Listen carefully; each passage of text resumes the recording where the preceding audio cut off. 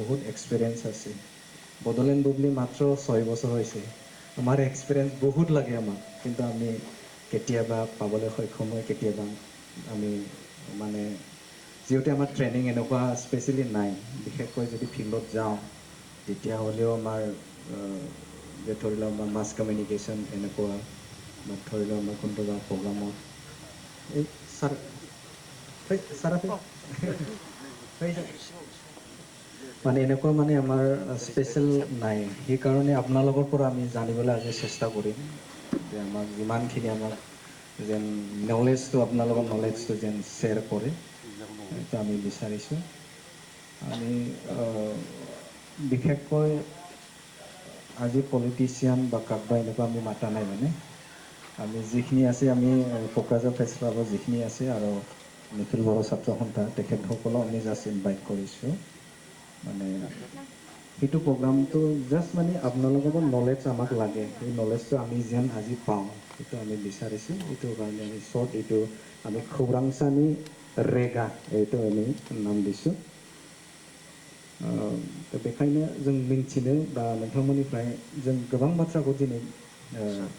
मोनगोन थामहिनबा बोसोन नोंथांमोननिफ्राय थ' बेखायनो आं नैबे समाव जाखिनि नोंथांमोना नोंथांमोननि मावबोनाय जे जारिमिन बे जारिमिनखौ एसे एसे जों फोरमायलायो जों खोब मोनसे फ्रेन्डलि गासिबो जेन उदाङै फोरमायलायगोन आं बेखौ मिजिंथिदों मानोना माखासे बाथ्रा दङ जायखौ जेनेबा जेन गुबुननि खहा जाया जेन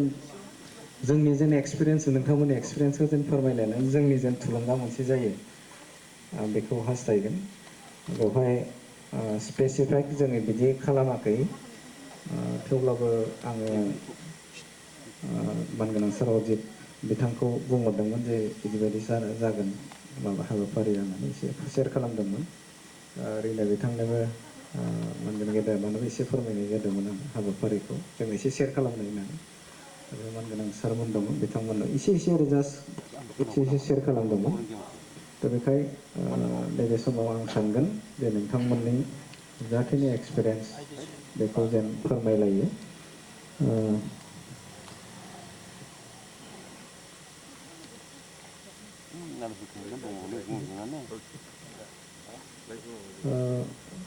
बाहागो लाफैनो हानाय खायसे जों एंगारथावनो हायै गेदेमा बिथांमोनखौ नैबे समाव सिनायथि लाखिनो सानदों दासो किसन सरकार बाहायनो बेखायनो बे खमायदोंबा डक्टरफोरा आर'नाइ खमायथारा जानांगौ बेफोरखौबो बेफोरखौ Assam tribune and Kokrajhar press क्लाबनि प्रेसिडेन्ट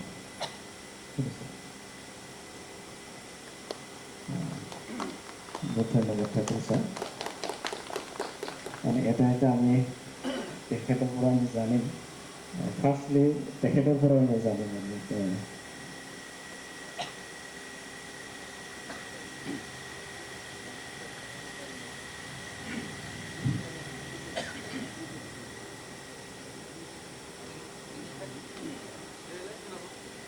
Good evening, everybody.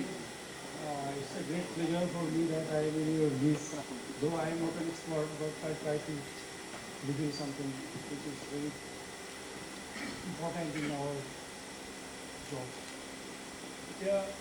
ভাল লাগিছে আজি ষ্টেচনটো আমি চাইছোঁ যে গুগলি ষ্টাফ বা আমি যিজন আছোঁ ইমান চিৰিয়াছলি ল'ব নালাগে আজি ফাউণ্ডেশ্যন ডে আজি হ'ল এইটো বাৰ্থডে ত' সেইকাৰণে আমি চবে আহি এটা ধুনীয়াকৈ এটা এনেকুৱা এটা নিউট্ৰেল পৰিস্থিতি ভাল লাগিছে ইয়াত ষ্টেক হোল্ডাৰবিলাক চব আমাৰ এটা ফেকাল্টিৰ মানুহ তো আমি ভাবোঁ যে আমাৰ এই কথাখিনি ভুল হ'লেও আমাৰ মাজতো থাকিব ভাল হ'লেও আমিয়ে ল'ব তো সেইকাৰণে ক'ব লাগে যে গুগলি মোৰ এনেকুৱা লাগি আছে যে 6 ইয়াৰ্ছ নহয় এইটো জাষ্ট যোৱাকালিহে এনেকৈ লাগিছে কেনেকৈ 6 ইয়াৰ্ছ পাৰ হৈ গ'লে এইটো বিৰাট ভাল আজিকালি আৰু এটা কথা হ'ল কি যে এনে তাৰ আগতে মই কৈ দিওঁ মই টেঙাপাৰা গামিনী মানসি মই বড়ো বুজি পাওঁ বড়ো ট্ৰেডিশ্যন বড়ো কালচাৰ মই ভাল পাওঁ অত ইমান ফ্লুৱেণ্টলি ক'ব নোৱাৰোঁ কিন্তু একদম মানে মোটামুটি ব্লাডত আছে সেইটো কাৰণে আচ্ছা তো এতিয়া কথাটো হ'ল কি আমি আমাৰ কামটো হ'ল কি আমি সদায় কি কৰোঁ যিমান বিজনেছ যিমান আমাৰ ভিতৰত কিবা থাকে ঘৰৰ সুখ শান্তি পাহৰিও আমি আমাৰ কামটো কৰিবলৈ আমি আগবাঢ়ি যাওঁ। সেইটো সময়ত আমাৰ দুটাৰ কথা মনত ৰাখিব লাগে, আমি ফুল মাইণ্ডত থাকিব লাগে। মই যিটো চাইছোঁ যে কোনো এটা ষ্টৰি কৰিব গ'লে এটা গোটেই দিন ধৰি কিবা এটা প্ৰগ্ৰাম চলি আছে, তো সেইখিনি গোটেইখিনি আমি যদি কভাৰ কৰিব যাওঁ তেনেহ'লেতো আমাক প্ৰায় ঘণ্টা লাগি যাব চাগে, লিখোঁতেও আমাৰ তাৰ মাজত যিখিনি ৰিলিভেণ্ট পইণ্ট মই ভাবোঁ সেইখিনি আগত আমি যেতিয়া ষ্টাৰ্ট কৰিছিলোঁ আমি সদায় নোটবুক ৰাখিছিলোঁ। তেতিয়া আমাৰ মোবাইলবিলাকৰ যেনে নকিয়া মোবাইল আছিল, কাৰ্ডিঙো নহয়, এই সৰু সুৰা তাত ৰেকৰ্ডিঙৰ ইমান ফেচিলিটি নাছিল। আজিকালিতো বিৰাট ভাল, ৰিঅন কৰি পেলাই আমি কিবাটো ভুলি ল'ব পাৰোঁ। কিন্তু আজিকালি টেকন'লজি বহুত আহি গৈছে, তথাপিও মই ভাবোঁ ৰিলিভেণ্ট মেটাৰবিলাক পইণ্ট কৰি পেলাই ইটোৰ ওপৰত ষ্টৰি কৰিলে ভাল হয়। আৰু কেতিয়াবা আমি চাইছোঁ যে কোনোবা এটা পলিটিকেল লিডাৰে হওক বা কোনোবা এজন কনচাৰ্ণ অফিচাৰে হওক, তাক আমি কোনোবা আগতে এজন কোনোবা কুৱেশ্যন এটা সুধি গৈছে, সেই কুৱেশ্যনটো আমি ৰিপিটেডলি সুধি থাকোঁ। তো মোৰ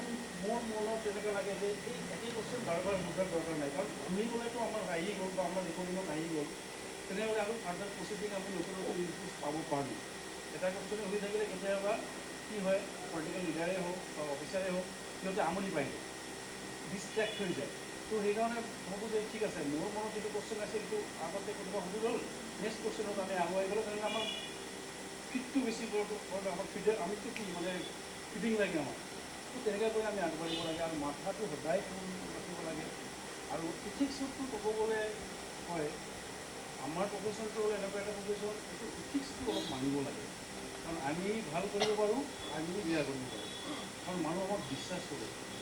আজিৰ দিনত প্লেছ বুলি ক'লে আগৰ দিনত আমি যেতিয়া অজি যাইছিলোঁ আমি চব একেলগে ষ্টাৰ্ট কৰা। আমি আকৌ জানো এটা জাৰ্ণালিষ্টক মানুহ কিমান সন্মান কৰে, কিমান সিহঁতে খুব জানা বুলি ভাবে। তো আমাৰো ব্যৱহাৰৰ ভিতৰত এনেকুৱা হ'ব নালাগে যে আমি একদম মানে লেমেন টাইপৰ। যিটো জানো যিটো জ্ঞান আছে সেইখিনি ব্যক্ত কৰিব লাগে, ৰিভিল কৰিব লাগে। যিটো নাজানো ঠিক আছে, মই ক্লিয়াৰ হৈ তাৰপিছত কম। কাৰণ ষ্টৰি কৰিব গ'লেও কিছু বস্তু আছে, যেনেকুৱা আজিকালি খুব যদি চাব যায় গোটেই ইণ্ডিয়াত কি হৈছে, আপোনাৰ চাইল্ড ট্ৰেফিকিং বা আপোনাৰ চাইল্ড মেৰেজ যিবিলাক আহি আছে, সেইবিলাকত কৰিব গ'লে আমাৰো বহুত দায়িত্ব থাকি যায়, কাৰণ আইনৰ উৰ্ধৰ কোনেও নহয়। তো সেইবিলাক ষ্টৰি ফাইল কৰিব গ'লে ক'ত আমি যাৰ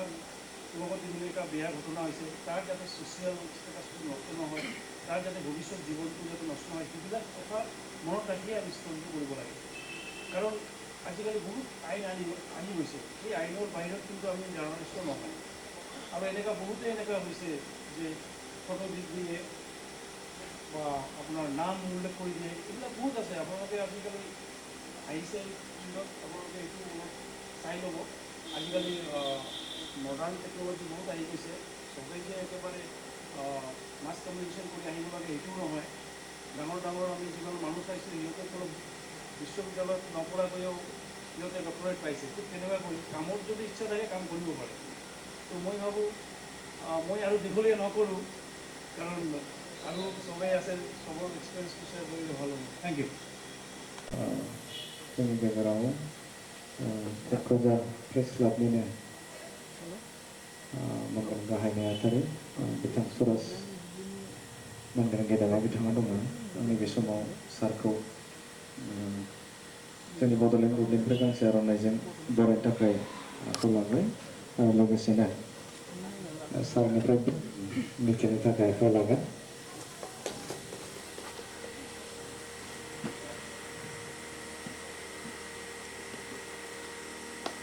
जोबोद साबायखर थाबाय आरो बे समाव सारनिफ्राय एसे बोसोन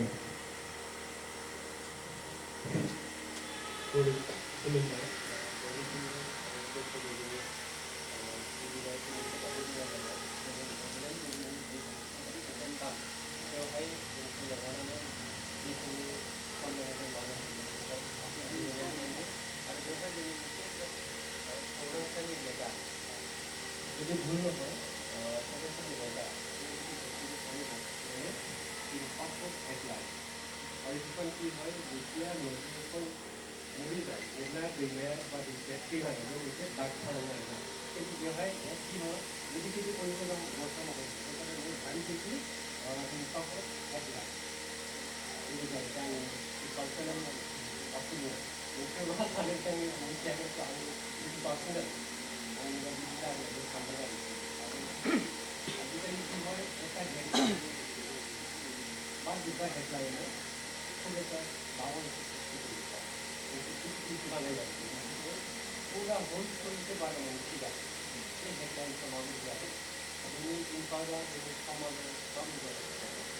요새는 헤드라인 말하는 시각, 이렇게 하면 그래서 얘네 인파가 못할 수가 있어요. 도움이 차이지만 우리에게는 아무리 과의 전도 공부를 속에 되는 게 아니라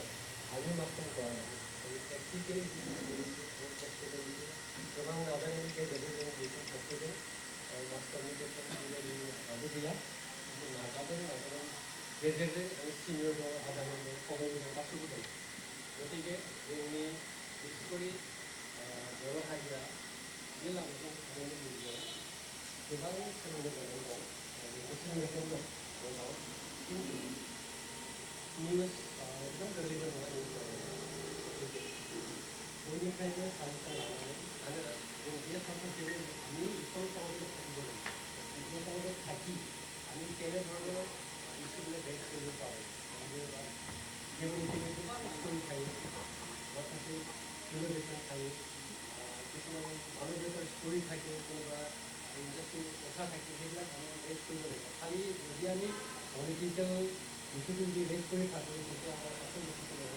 이건 이렇게 많이 올라가요. 그래서 딸 자체도 한번 탄사했다. 그러니까 의장 가만히 좀 그래서 그냥 소스도 미도 계획할 때는 많이 기다리고 이제 나시고 나가는 게 정말 없는 거. 아니 이분들은 없고 이분들은 어떤 것들을 이렇게 보면은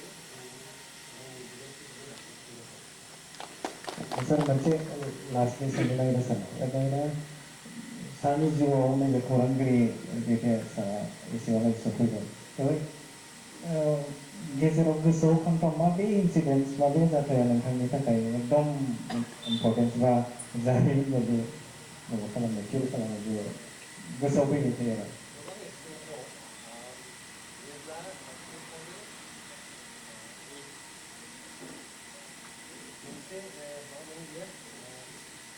parliamentary election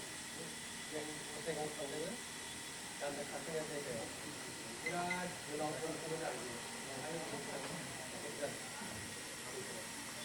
ओरैबायदि खारदों जोङो हान्थिगिरि दं संगा दंनायजों मिथिया हान्थिगिरिनि टेबोला बेवहाय माबाजों लांदों आरो बेनिफ्राय एमपि फान्थियाव दंमोन ओरैबायदि खारबायदि जोंबो दा मा खालामनो बेखौ बासायनांगोन ना खालामनायाव दासो नुगोन आरो ना नुनानै आरो माखासे फैफिनबाय दं बे खालाम आरो गथायगाव थाङो आरो खारबाय दं बिदि खारि सबारियाव थांबाय दङ बे फार्स्ट सोरबाखौ बासायबाय ओमफ्राय नेक्स्ट बिथाङा जादों ट्रेनिंआवनो सुन्दरबाव बाजार नोंसोर मिथिया आदादान थांदोंमोन जानो दिनखालि जोंनि एलपिआर थांदोंमोन आरो ना बेवहाय ओरैबायदि चेकिं दङमोन जोंनि नों बिदि लाबो थांगोन नामा बेखौ मिथिया बेनिफ्राय पुलिसा बुंदोंब्ला बेखौ थाथा नों गानखौ बेखौ मिथिया एकदम टाइम अन द जोंनि गान सिगांजों थाङो ना अरफोर लिरदों आरो जोंना बेबायदिनो गोबां दं जोङो कम्पिउटार गेलेनाय मा होनाय दं बे मानसिया कम्पिउटार बेनो मुखाया बे माबाखौ गोबां आरो बेखौ थाखायो बिनि गेजेरजों थाङो आरो जों बेखौनो नैबे बाथ्राफोरखौनो लानानै एसे मिथिनो थाखाय बे हाबाफारिखौ लादों दा बेनि थाखाय सारा जिखिनि शेयार खालामबाय जोबोद गोजोननाय मोनबाय आरो हयथ' जोंनि गेजेरावबो एक्सपिरियेन्सा गैयाब्लाबो उननि समफोराव जायोब्ला जोंबो जों सेफ आरो माखासे समाव जोंबो निजेखौनो थियारि खालामलायनानै जों हायो बे नैबे समाव आङो सानैसो आलासि जोंनि गेजेराव सफैदों बिथांमोनखौ आं सिनायथि होनो थाखाय आखायाव लादों दुलाराय बर' फरायसा आफादनि सोलोंथाइ नेहाथारि मानगोनां सोमावसार बसुमतारी सार नैबे समाव सारखौ सिनायथि लाखिनो थाखाय गुरै खावलायबाय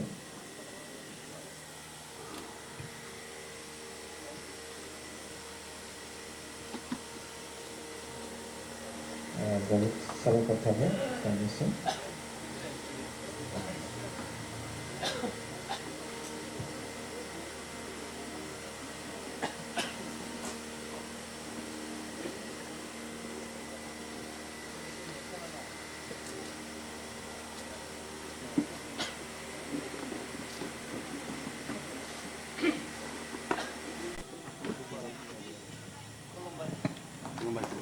साबायखर थाबाय सार हांख्रायनाय बायदि नुजाथिफैनो थाखाय साबायखर थाबाय बरायनायनि थाखाय गुरै खावलायबाय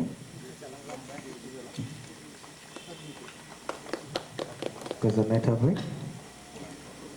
सोमावसारनाय समफोराव आरोखि खौरांगिरि नुफेरामोन आं 1999 आव फैजेनदों आं गिबिसिन आं लोगो मोनबोदों जोंना मनालिसा बायद' दङ किशोर सरकार बिथां दंमोन हरिचन्द्र ठाकुरखौ उनाव लोगो मोनदों अशोक पान्डे होननाय दंमोन गबिन्द्रनाथ बिथाङा रुंसारि जाबाय बै समाव बोरैबा बिदि सफैबाय आङो 1999 नर्थ इस्ट टाइम हाबजेनबा नर्थ इस्ट टाइम्सनिफ्राय आङो 2002 आङो सेन्टिनेलाव हाबफैदों सेन्टिनेलाव दं दिनैसिमबो आङो 25 इयार्स बारबाय दासिमाव हाबजेननायनिफ्राय बेनि उनाव बै समावथ' आं हारसिं बिदि सानबाय थायोमोन आं बिदि बर' खौरांगिरि आं नुफेराखैमोन सासे खोनादोंमोन असमियाव सोरबा कमला कान्त मोसाहारि दंमोन नामानो आं लोगो मोनाखिसै बिनि उनावहाय आं दैलि पेपाराव फैनाया आंनिफ्राय आं नुथ'वाखै आरोखि बिनि उनाव माखासे समनि उनावहाय प्रितम ब्रह्म चौधुरि फैबाय बिनि उनाव मनिदीप फैबाय बिनि उनाव हनै आदा जायफ्रा बड'सायाव दंगासिनो दंमोन बे डेस्क सिङावहाय थानानै खामानि मावोमोन बिथाङा बिनि उनावहाय एकदम मनिदीपमोनखौ लोगो मोनबाय लासै लासै बे बर' खौरांगिरिनि खोथाखौनो आं बुंदों बेहाय बै समावहाय आं लोगो मोनबावदों काबि आंनावहाय दंमोन अजित बसुमतारी होननाय सासे दंबावो लांहिलनि आरो सासेया बोरैबा बसुमतारीमोन जगदीश बसुमतारी आरो हावरागावआव दंमोन माबा कमल कुमार ब्रह्म दाबो दङ बेनिफ्राय ओरैहाय खोरोमसार बसुमतारी मोनबाय माबायाव बाक्सायावहाय बाफुराम बर'मोन जोङो मिथिबाय बेबायदिनो आरोखि दा ओरैबायदि मानसियानो गैयामोन जोंना बे लाइनावहाय दा नैबे माखासे बोसोरनिफ्राय गुबैयै नैबे 6 इयार्स दाख्लै बड'लेण्ड रादाब थांबाय जोंनि नोजोराव जों दा नुनो मोनबाय थादों जे डिजिटेल पर्टेल निउसफोरनि गेजेरावहाय जोबोद मोनसे रिकगनाइज बयजोंबो गनायजानाय बेबायदि आरो बयनोबो सम सम ओरैबायदि नांगौ टाइमावहाय थि टाइमावहाय खौरां रादाबफोरखौ बुथुमनानै होनो हानाय इनफरमेसन होनो हानाय बेवहाय मैखोम बिबान लादों बड'लेण्ड रादाब आरो बड'लेण्ड बुब्लि बे मोननैखौ बांसिन नुनो मोन्दों आरो बिनि सेर सेरनो जों नुनो मोन्दों आर'नाइ रादाब नङा होमबा बे दङ ओमफ्राय मोनसे बोरैबा दंमोन बेफोरनि गेजेराव आरोखि दा बड'साबो जोबोद मोजां माबा खालामगासिनो दङ दावखोगासिनो दङ आरोखि दा बेफोरखौ नायोब्ला दा गोबां एरबाय दा मेम्बारफ्रा जों मोजां मोनो दा गोसोखौ गोदान मोनो बै समावहाय मा जायोमोन हारसिं बिराद सौग्राव सौसि जायोमोन आरो खौरांनि गेजेरावहाय ओरैबायदि जायो ओरैबायदि सेन्सिटिभबो जानो हागौ नोंनि फंसे सोदोब बाहायनायानो ओरैबायदि उल्था फाल्थाबो जानो हागौ आरोखि बिदि जाबाय ना जोंहाबो एसे इमसन बै समावहाय सेंग्राबो जाहैबाय देरफुनायबो जाहैबाय एसे बैसो थैया गुदुं आरो हरै मुभमेन्टआबो जोबजोबाखै दा जोंहा थै गुदुङै दंमोन नालाय बे समावबो गाज्रि मोनबाय गारियावहाय दङ मानसिफोरल' ओंखारहोयो हाइजाक सार्भिस होनायनि थाखाय आरो आर्मिजों नागिरलालाय दा बेबायदि बिराद सौग्रावबोदों आरोखि ओंखायनो बिराद कनसियास जानांगौ बे नोंनिबो गोरोन्थि नङाबो जानो हागौ डेस्कफ्रावबो बिदि गोरोन्थि जायो ओंखायनो डेस्कआव जायफोर जिरायो ओरैबायदि जानांगौ रेसपन्सिबिलिटि बिराद थानांगौ आरो डेस्कआव जिरायग्रा मानसिया स्पेसियेलि जायफोर एडिटर नोङो खौरांगिरिफ्राबो जानांगौ फराव हरबाय थानो हागौ बबेबा अपसन हरनो हागौ बिसोरो बबेबा जिनिसा डिफेमेसनाव गोग्लैथाव जिनिसखौ हरनो हागौ आरोखि बबेबा सेडिसन केसाव गोग्लैनायखौबो हरनो हागौ दा बेफोरबायदि जिनिसखौ बिजिरनाया डेस्कनि थाखाय बिराद खामानि साब एडिटरफोरनि माबाया बिराद गिदिर आरोखि ओंखायनो आं खावलायो बड'लेण्ड बुब्लिनि गाहाय सुजुगिरिफोर जागायनानै जायफोर डेस्कआव दङ बिसोर बिराद कनसियास जानाया मोजां केयारफुल जानाया मोजां मानो होनबा खौरांगिरि होनबानो प्रेस होनबानो नोङो गासिबो फ्रिदम दं बे नङा जोंहाबो माखासे रेस्ट्रिक्सन दङ गासै जेनेबा गेम्स एन्ड स्पर्ट्स माबा थायो बाउन्डारि थायो जोंहाबो मोनसे बाउन्डारि दङ आरोखि बे जिनिसखौ फल' खालामनो मोजां ओमफ्राय जोंनि थाखाय मिडियाफोरनि थाखाय मोनसे 1860 केसफोरा बांसिन मिथिगोन आइपिसि 1860 जोंनि थाखाय बिराद एप्लिकेबल बिराद बुरजायाव एप्लिकेबल जायो बिदि जिनिसा जेनेबा नोङो बबेबा मिस इनफरमेसन जाबाय रं इनफरमेसन जाबाय बेनि एगेन्सै नों डिफेमेसन जानो हागौ बबेबा नोङो नेसनेल इन्टारेस्टनि नों एगेन्सै खामानि मावबाय बा थांबाय आंनावबो नोंनि बबेबा मोनसे लिरनाया नोंनि बबेबा इनक्लुडिं होनाया नेसनेल इन्टारेस्टनि बाहेरायाव थांबाय सिकिउरिटिनि प्रब्लेमाव थांबाय सेडिसन केसाव गोग्लैनो हागौ नोङो बेफोरबायदि जायो जोङो माखौ खावो जोङो एखनबा सोरनिबा स्क्रिप्टखौ खावबाय सोरनिबा फल' खालामबाय एखे जिनिसखौनो हरबाय बे कपिराइट्सआव बे भायलेसन जागोन बेनि आन्दारावबो नोङो गोग्लैनो हागौ दा बेफोरबायदि गोबां दङ आरोखि दा ओंखायनो बे बिथिङै जोङो जोबोद सांग्रां जानांगोन बेबायदि निउसआ खावजागोन आरो माबा जागोन मानसिफ्रा नायनो लुबैनाय जागोन बेबायदि आरोखि ओंखायनो मोनसे जेनेबा माबा जानानै थांबाय हाबाफारि जानानै थांबाय दिनैनि हाबाफारिखौ नायदो दिनैनि हाबाफारियाव गाहाय आलासिया फैबाय नङा होमबा आं सानना लाबाय दुलाराय बर' फरायसा आफादनि सासे दैदेनगिरि दं बिथाङानो गाहाय आलासिलायनो दाना बेवहाय मा जानोसै गाहाय आलासिया मा बुंदों मैना बेसो नङा होमबा इम्परटेन्सआ दा बेखौ होनालासे जों मा नुयो माखासे खौरां बिलाइफ्राव जोंनियावहाय बे बड'लेण्ड मा होनोमोनलाय बड'लेण्ड लाइथुन आं बेहाय बे एक्जिकिउटिभ इडिटर जोंनिया गोदो सोरबा भइस रेकर्ड खालामनो थाखाय बे टेप रेकर्डखौ बायनानै लानो हाया जोङो बेबायदिमोन आरो ओमफ्राय टेक्सजोंसो हरनांगौमोन जोङो बिराद खस्थ'मोन ओमफ्राय इलेक्ट्रनिकनिखौ आं बुंबावनोसै दानिया बेथ' जोंनि प्रिन्टनि इलेक्ट्रनिक चेनेला बेखौ एसे बुंबावनो लुबैबाय आङो 2003आव बिटिसि एकर्डनि उनाव बै बिएल चेनेल फार्स्ट फैदों होमबा बै समाव एनएटिभि गैथ'आ बाहाय बिएल चेनेलाव फार्स्टमोन आरो बड'लेण्ड चेनेल बाहायबो आं खौरांनि सुजुगिरि हिसाबै आं बाहाय खामानि मावबोदों बेसेबांबा जोङो 13 बोसोर 13 इयार्स जोङो बेखौ फोथांना लाखिबोदों नाथाय समनि उनावहाय जोङो बेखौ फोथांना लाखिनो हानाय जायासै मानो होनबा बिराद कम्पिटिसन जाफैबाय बेनि उनावहाय मा फैदों बिएल चेनेल जानायनि उनाव 1 इयारनि उनावहाय फैबाय माबा नर्थ इस्ट एनटिभि फैबाय एनटिभिनि उनावसो लासै लासै निफ्लाय टिफ्लाब डिवाइ टिक्सिफोर बेफोर फैजोबदों आरोखि दा ओंखायनो दाथ' ओरैबायदि दा गोरलै जाफैबाय बाहाय एकदम इजिसै कमिउनिकेसना दा मोनजोबो बै समावथ' जोंना मबाइलाबोथ' दहाय होनबाय किपेडनि नकिया दंलाबायोमोन बेबो बेसेबांबा उनाव बेखौबो दावराव दावसिबाव बेखौ मोननायावबो माथो बेसेबां जागोन ओमफ्राय जोंना दाना नैबे माबाखौ हरनो हाया नोङो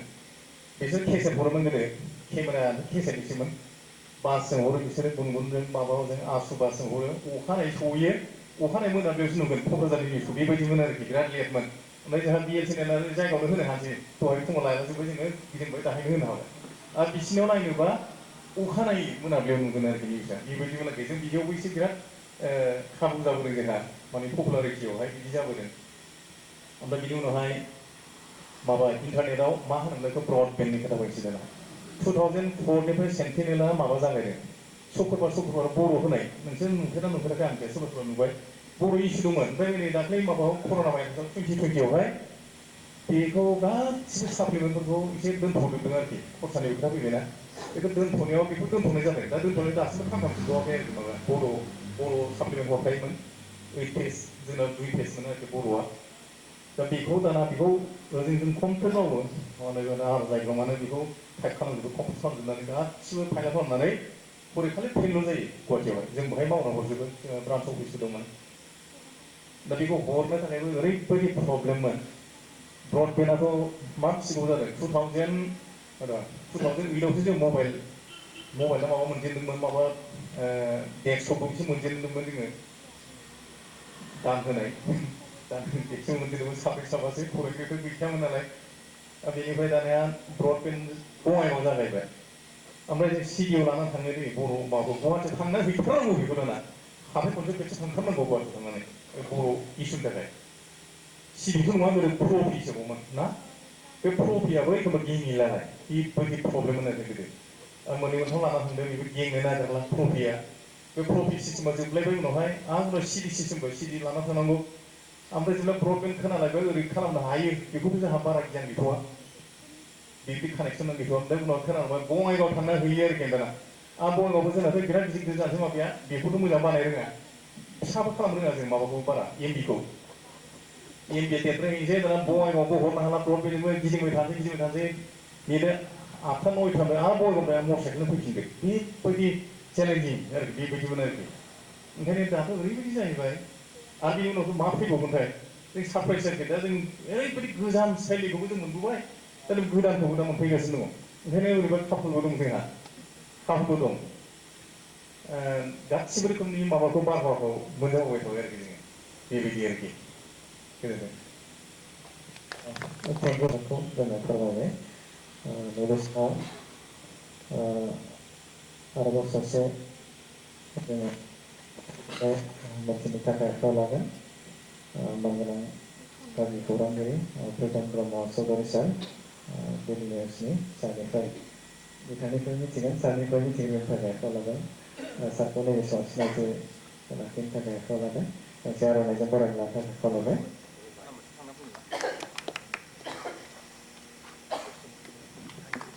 जोबोद साबायखर थाबाय सानैसिम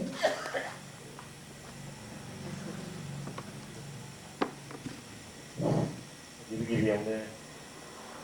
बड'लेण्ड बुब्लिनि बे 6th एनिभार्सारिनि थाखाय आङो कंग्रेचुलेसन आरो बेस्ट विशेस हरनाय जाहैबाय आरो बेखौहाय गाव लेंहरनायनि थाखाय गोजोननाय बावहरनाय जाबाय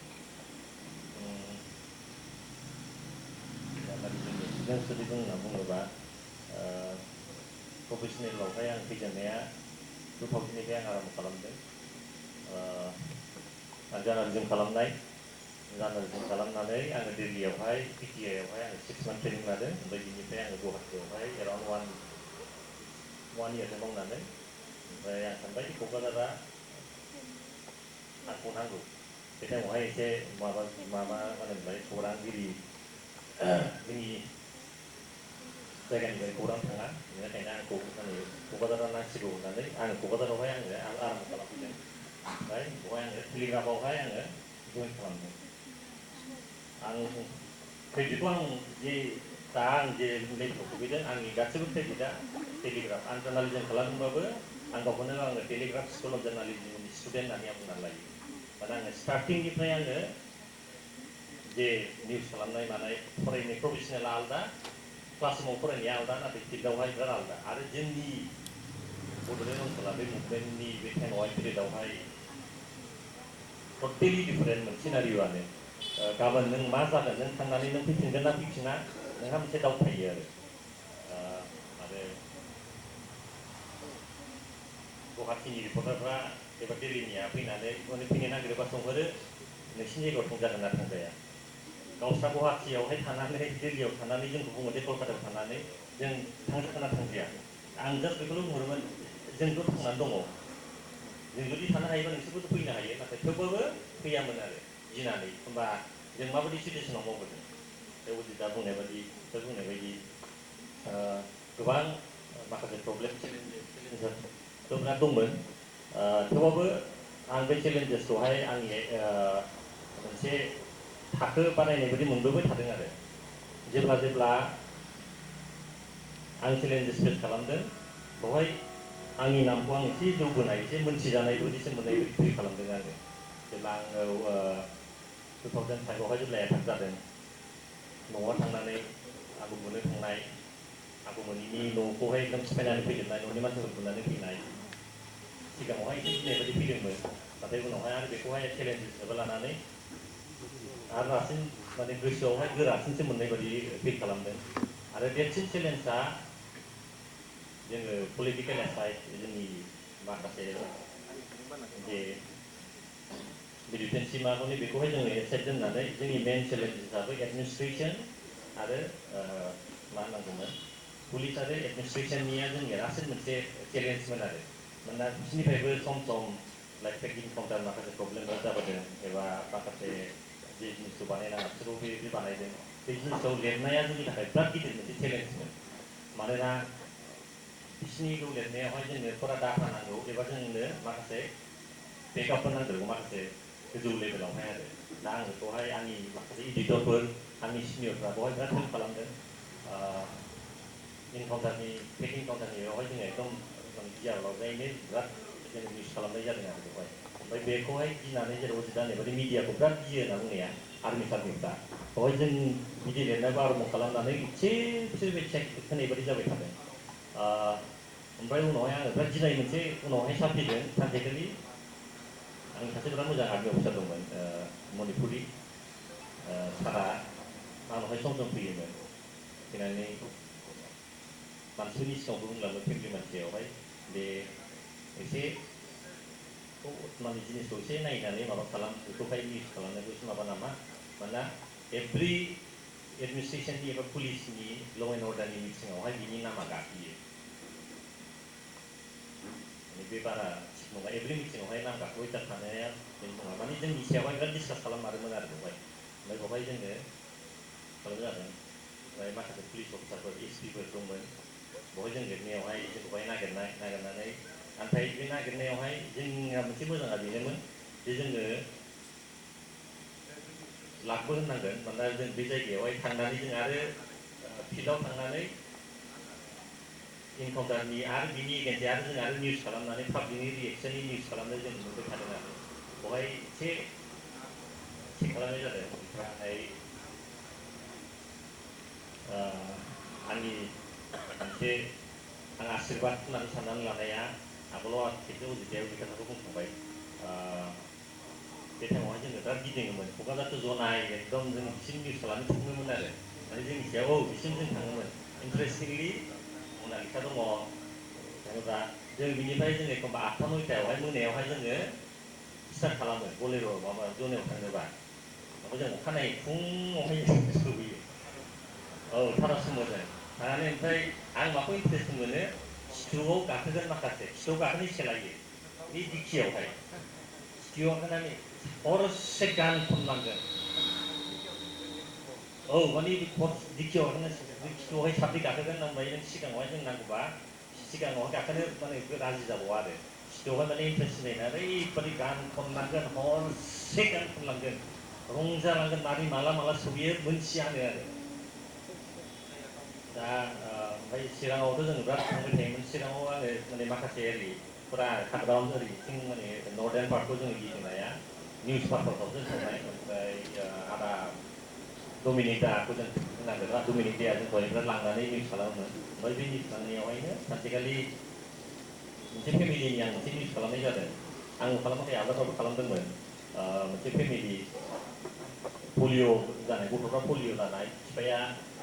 ब्रेन टिउमार जादों फैसा गैया नालाय गथ'खौहाय पलिअ जानाय फिसाफोरखौहाय बे फाननोसै औ ओमफ्राय बेवहाय बे निउसखौ आङो टेलिग्राफआव आं केरि खालामबाय खालामनानै माने निउस खालामनाय आरोखि खालामनो जोब्बाय ओमफ्य एराउन्ड 1 मान्थनि उनावहाय सानसेखालि आंनावहाय फन फैबाय माने नों उमुक नामा होननानै औ जोब्बाय आं शिलंनिफ्राय होनदोंना बे जेन्टेलनि नामखौ आं दासिमबो गोसोआव दङ सुनिल जोशी होननाय आं सुनिल जोशी बेखौ होनबा आं एसे गोदान सुननाय बायदि मोनो नोंथांनि निउसखौ आं माबादों फरायनो मोनदों ओमफ्राय आं गुवाहाटि नोंसिनि अफिसावहाय आं फन खालामदों ओमफ्राय नोंनि नाम्बारखौ आं सिगां लादों होननानै आं बे फेमिलिखौहाय आं हेल्प खालामनो लुबैयो माबायदि हेल्प खालामथावथाव होननानै ओमफ्राय हेल्प खालामथावथाव बे हाखौ फानजोबदों होनना बुंदों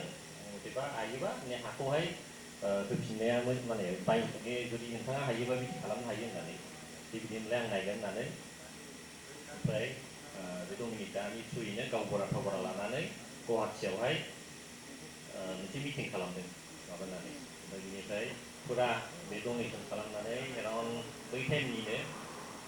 5 लाख प्लास डनेट खालामफैनानै फुरा बे हा इसेबां माबादोंमोन बे हाखौहाय होफिनजोबनानै हस्पिटेल बिजनेस बे जेन्टेल होनानै होदों आरो ओमफ्राय आरो बिनि मोनसे रिकुवेस्ट दंमोन आंनि नामा हयले पेपारावहाय माबानो मोना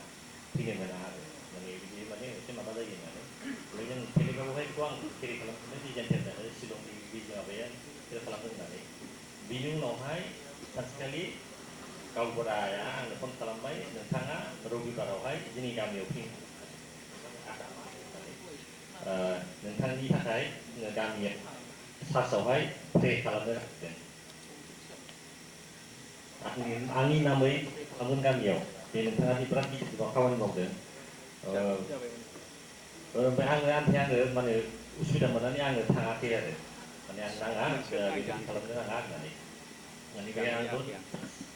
आंनि दायथ' हिसाबै आङो एसे रिपर्टार हिसाबै जों लिरदों बिदि लिरनानै खालामनायसो आंनि दायथ' होननानै दा ओंखायनो बे मोनसे गोसोआवहाय फैनाय जादों बे जोंनि निउसआ ओरैनो मोनसे मेयार निउस होननानै थाया जुदि मोजां निउसबा बबे टाइपनिफ्राय बबेनिफ्राय मा समावहाय हेल्प खालामनो फैगोन माने जोङो रिसेन्टलि बै माखासे जोंनि खौरांगिरिफोर जोंनि क'क्राझारनि अहेला ना मामोनलाय गहिलानि सायावहायबो बिराद मोजां मोनसे पजिटिभ मोनसे रेसपन्स मोनदों मिडिया माबा निउस खालाम आलदा आलदा माबाफोरनिफ्रायहाय डनेसन मोननानै बेवहाय लानानै फैनाय मानाय बे जिनिसा जोंनि क'क्राझारनि खौरांगिरिफोरनि मोनसे बिराद गिदिर साक्सेस होननानै सानो आरो बुलि बसुमतारी जों माने चिरांनिया निउस खालामदोंमोन खालामनानै जों खालामदों ओमफ्राय बिनिफ्राय बे निउस खालामनायनि थाखाय जों बिटिसिनि सासे लिडारनि थाखाय एसे रायजालायनाय बादि जादों बिदिनो बे कमला फाननायाबो ना मा होनोमोनलाय मोनसे बहाय बिनि साख्रि माबालायनांगौ होननानै ओमफ्राय स्टेटआ बे निउसखौहाय नुनानै स्टेट गभर्नमेन्टनि स्पर्ट्स मिनिस्टारानो बेनोहाय बबे डिपार्टमेन्टाव मोनखोथाय दा बबेबा मोनसे कन्ट्रिबिउसन साख्रिबायसो बुलि सिगाङावहाय कमला गिदिर पुलिस महिलाय उनावहाय साख्रि मोननानै दा बे साख्रि मोननानै दं आरो दा बे खौरांनि होमबा गोहोआ माने माबायदि दा बेनो आरो जोंनि एक्सपिरियेन्सआ आरो आं मोनसेल' माबादों जे जों सोरखिबोनाया जास्ट जोंनि प्रफेसनेलिजमनि थाखायसो जोङो एकदम फुरा जोङो बे जार्नालिज्मखौ जों प्रफेसन हिसाबै लादों इथिक्सै जों मावबोदों ओंखायनो जोंखौ रावबो जोंखौ टारगेट खालामनो हायाखै मानोना जोङो नैबे नोंनि निउस खालामाखै नैबे नोंनि गाज्रि लिरदों जोंखौहाय दिनैसिम आं गोग्गानानै आं माने बुंगोन मानोना जोंखौहाय बे पिनपइन्ट खालामनो हायाखै जे नोङो नैबे इस्यु खालामाखै नैबेखौ जोंखौ दोनबोदों नैबेखौ दोनबोदों बे जोंनि मोनसे इथिक्स आरो प्रफेसनेलिजमया जोंनि बिराद गिदिर मोनसे हाबायाव फैदों आरो मोनसेया जाबाय क'क्राझार प्रेस मिडिया प्रेस क्लाबनि मोनसे इउनिटि आलदा फर एग्जाम्पल जों गसाइगावनो बहायनो मोनथाम मोनब्रै प्रेस क्लाब दङ नाथाय जोङो क'क्राझार प्रेस क्लाबा जों खुनुदिन बे माबाखौहाय बेखौ सिफायबोआखै आरो मोनसेल' प्रेस क्लाब जेरावहाय प्रेसिडेन्ट सेक्रेटारि जानो थाखायहाय गोदोना सेरलायलायनांगौ नों प्रेसिडेन्ट सेक्रेटारि नों जानांगौ खोना নহয় অকল ক'ক্ৰাঝাৰ এটা প্ৰেছ ক্লাব য'ত প্ৰেচিডেণ্ট ছেক্ৰেটাৰী ক'বৰ কাৰণে কোনেও আগ নাবাঢ়া মেইন কাৰণটো হ'ল যে প্ৰেচিডেণ্ট লোगो लोगो इनफर्मेशन मोनांगौ जै सासेया जुदि इनफर्मेशन मोना बे प्रेसिडेन्ट सेक्रेटारिया गैथारासो दाय जाखाबाय आलदाफोरनिया हले बिदि नङा आलदाफोरनिया प्रेसिडेन्ट सेक्रेटारि जानो मोनैनि ग्रुपिजिम माबानाय उदालगुरिनिखौ आं बुंसै उदालगुरिनिया नैबेखौ लेंहरोबा बे रागा जोङो बेखौ लेंहरोबा नैबे रागा जोङो ग्रुपिजिम जाबाय नालाय दा बे जिनिसा जाया आरो बे जायनि थाखायनो मोनसे जोंना मोनसे स्ट्रेन्डा दङ इउनिटिया दङ आरो अबेबा मोनसे मा जादों जोङो निउसावहाय निउस खालामनायावहाय माखासे बिराद प्रब्लेमेटिक एबा बे निउसा एसे सेन्सेसन माने जागोन बेबायदि निउसखौहाय जोङो ग्रुपै जोङो शेयार खालामदों जों सासे आंनो फुरा माबा नांगौ होननानै ब्रेकिं निउस नांगौ होननानै जों बे निउसखौहाय जों खालामाखै खालामैनि थाखाय दा बयबो ज' खालामबाय नालाय टारगेट खालामनो हायासै ओमफ्राय माखासे गेजेरावहाय आं नाम ला सानैया जाय बे जिनिसखौ खालामनो नागिरदों बेवहाय बे गाब्र'हैनाय जाहैदों सानै साथाम बेवहाय मेरला खेबनै मोननै मोनथाम जों घटना मोनबोबाय दा दानि नंखायनो दानिया गथ'फोरखौ आं बेखौनो होनगोन आरोखि एखमबा जों नुनो मोनो प्रफेसनेलिजमखौहाय एसे अबेबायावहाय एखमबा गैयै बादि नुयो इथिक्सआ एसे खम जानो नागिरो बे जिनिसखौहाय जाहाथे निउस खालामनायाव इथिक्स खालामो आरो जों दासिमबो अबेबा निउसावहाय नैबेखौ लिरबा माबायदि जागोन अजितानाव आं खयबार सोंहरो नैबे आङो निउसखौ आङो स्टार्टिं माबाखौनो इन्ट्र'खौनो आङो सानख'नो हाया अजितानाव सोंहरो एखमबा अजिताया नों माबादोंबा नोंनि इन्ट्र'खौ एसे खिन्थाहरदो गोरलै एसे माबा पइन्ट मोननायनि होननानै आरो खालि जोंल' नङा अबेबा जुदि बर'फोरनि निउस एबा जोंनि निउसबा गुवाहाटिनिफ्राय दासिमबो बै जाय डेस्कआव जिरायो सिनियर मस्ट रिपर्टारफोर सोंहरो प्रिटम नैबेमोन बेखौहाय बबे एंगोलजों लांबा माबायदि मोजां जागोन एसे बुंहरोबा मोजां जायो नामा गासिबो बिसोर सोंहरो आरो माने लार्निं प्रसेस बे माने रोंगौथिया बै बिराद गिदिर बिसोर लेक्सार होयो नाथाय दासिमबो बे माने सोलोंनायनि बे खामानिखौहाय दासिमबो फोजोबाखै आरो ओंखायनो बे गोदान माबाफ्रा बे जिनिसखौ लाखिबाय थायो आरो नैबे गथ'फोरनि नैबे चाइल्डनि सायाव माबायदि निउस खालामनांगौ मानांगौखौहाय दासिम जों एखमबा कनफिउस जाबावो दासिमबो एखमबा नायफिननानै एबा हागोन ना हाया माने मानसि बे गथ'आ भिक्टिम थैखांनायनि उनावहाय फट' होनो हागोन ना हाया जों दासिमबो एखमबा बुंलायलायनानै एखमबा दासिमबो सोंफिनलायो आरोखि दा आङो बेखौनो बुंगोन सोलोंलांबाय था आरो सोलोंलांबासो माबा जागोन आरो माने मोजाङै मावबाय था इथिक्सखौल' गोसोआव लाखि आरो जुदि एसे कनफिउजन जायोबा एसे सोंलायलाय ओमफ्राय माखासे नैबे जोंनि माबाफ्राव आरो माखासे सब जिनिसानो माखासे रोंगौथि थायो नालाय सासे निउस माने स्पेसियेलि डेस्कआव थाग्राखौ होनदों आरोखि डेस्कआव थाग्राया पलिटिक्सनि सोरबा सासेया बिराद एक्सपार्ट थायो सोरबा माबानि माने कनस्टिटिउसननि सायावहाय बिराद माबा रोंगौथि थानाय सोरबा खेल माने स्पर्ट्सनियावहाय बिराद एक्सपार्ट थायो उजिताखौ आं मिनिखादोंमोन बे स्पर्ट्सनि निउसखौनो लिरनो रोङामोन बे मारै निउस लिरनांगौ बे गल सोनायखौ मारै लिरनांगौ मानांगौ बबेखौ सोरखौहाय दोननांगौ मानांगौ बे माबामोन आरोखि बिराद गोबाव उनावहाय माबादों आरो मानोना बे फिल्डआवहाय बारा स्पर्ट्सनि माबायाखैमोन नालाय दा नंखायनो नैबे अफिसफ्राव जाय थायो आरो डेस्कआव थानाया बिनि माखासे एक्सपार्टाइजफोरखौहाय आरो सासेयानो बेखौबो नायनाय माने बे जिनिसखौहाय एसे आलदा दोननांगौ माखासे हानिसारा बे गोरों मानसिखौहाय बे फिल्डआवहाय गोरों मानसिखौहाय बै जाय सापज फिल्डनिफ्रायथ' हरबाय रिपर्टार आं हरबाय हरनानै दा डेस्कआवहाय नायनांगौ डेस्कआवहाय स्पर्ट्सनि लोगो लोगो नैबे उमुगा नैबे नोंनि नैबे स्पर्ट्सनि नैबे पलिटिक्सनि नैबे उमुगनि बे माबानानै नैबे डेभेलपमेन्ट स्टोरि बेफोरबायदिखौ फैयोबा मोनसे सिजिएल मोनसे फैयो आरोखि आरो दा मोनसे जुदि स्पर्ट्स जार्नालिजिमा दा ओरैबायदि गोजौआव थांबावबाय आसामावहाय एबारहाय आंनि बेफोर माखिखौ লাগিব माने इन्डिया वान अफ द भेरि फिउ माने महिला माने स्पर्ट्स জার্নালিজম আৰু অলিম্পিকতো গৈছে আমাৰ অসমৰ প্ৰাৰ্থনা হাজৰিকা बेयावहाय माने किबा करे दासो नै दा स्पर्ट्स জার্নালিজमनि बियो मैया नेपालावहाय बिसिनाव इन्डियायावहाय अनलि 26 रिपर्टारल' थांनो मोनदों गैयानो माने स्पर्ट्स रिपर्टारानो गैया बे फिल्डआव आरोखि दा नंखायनो जोंनि गेजेरावहाय जों जुदि बिदि बानायलाङोबा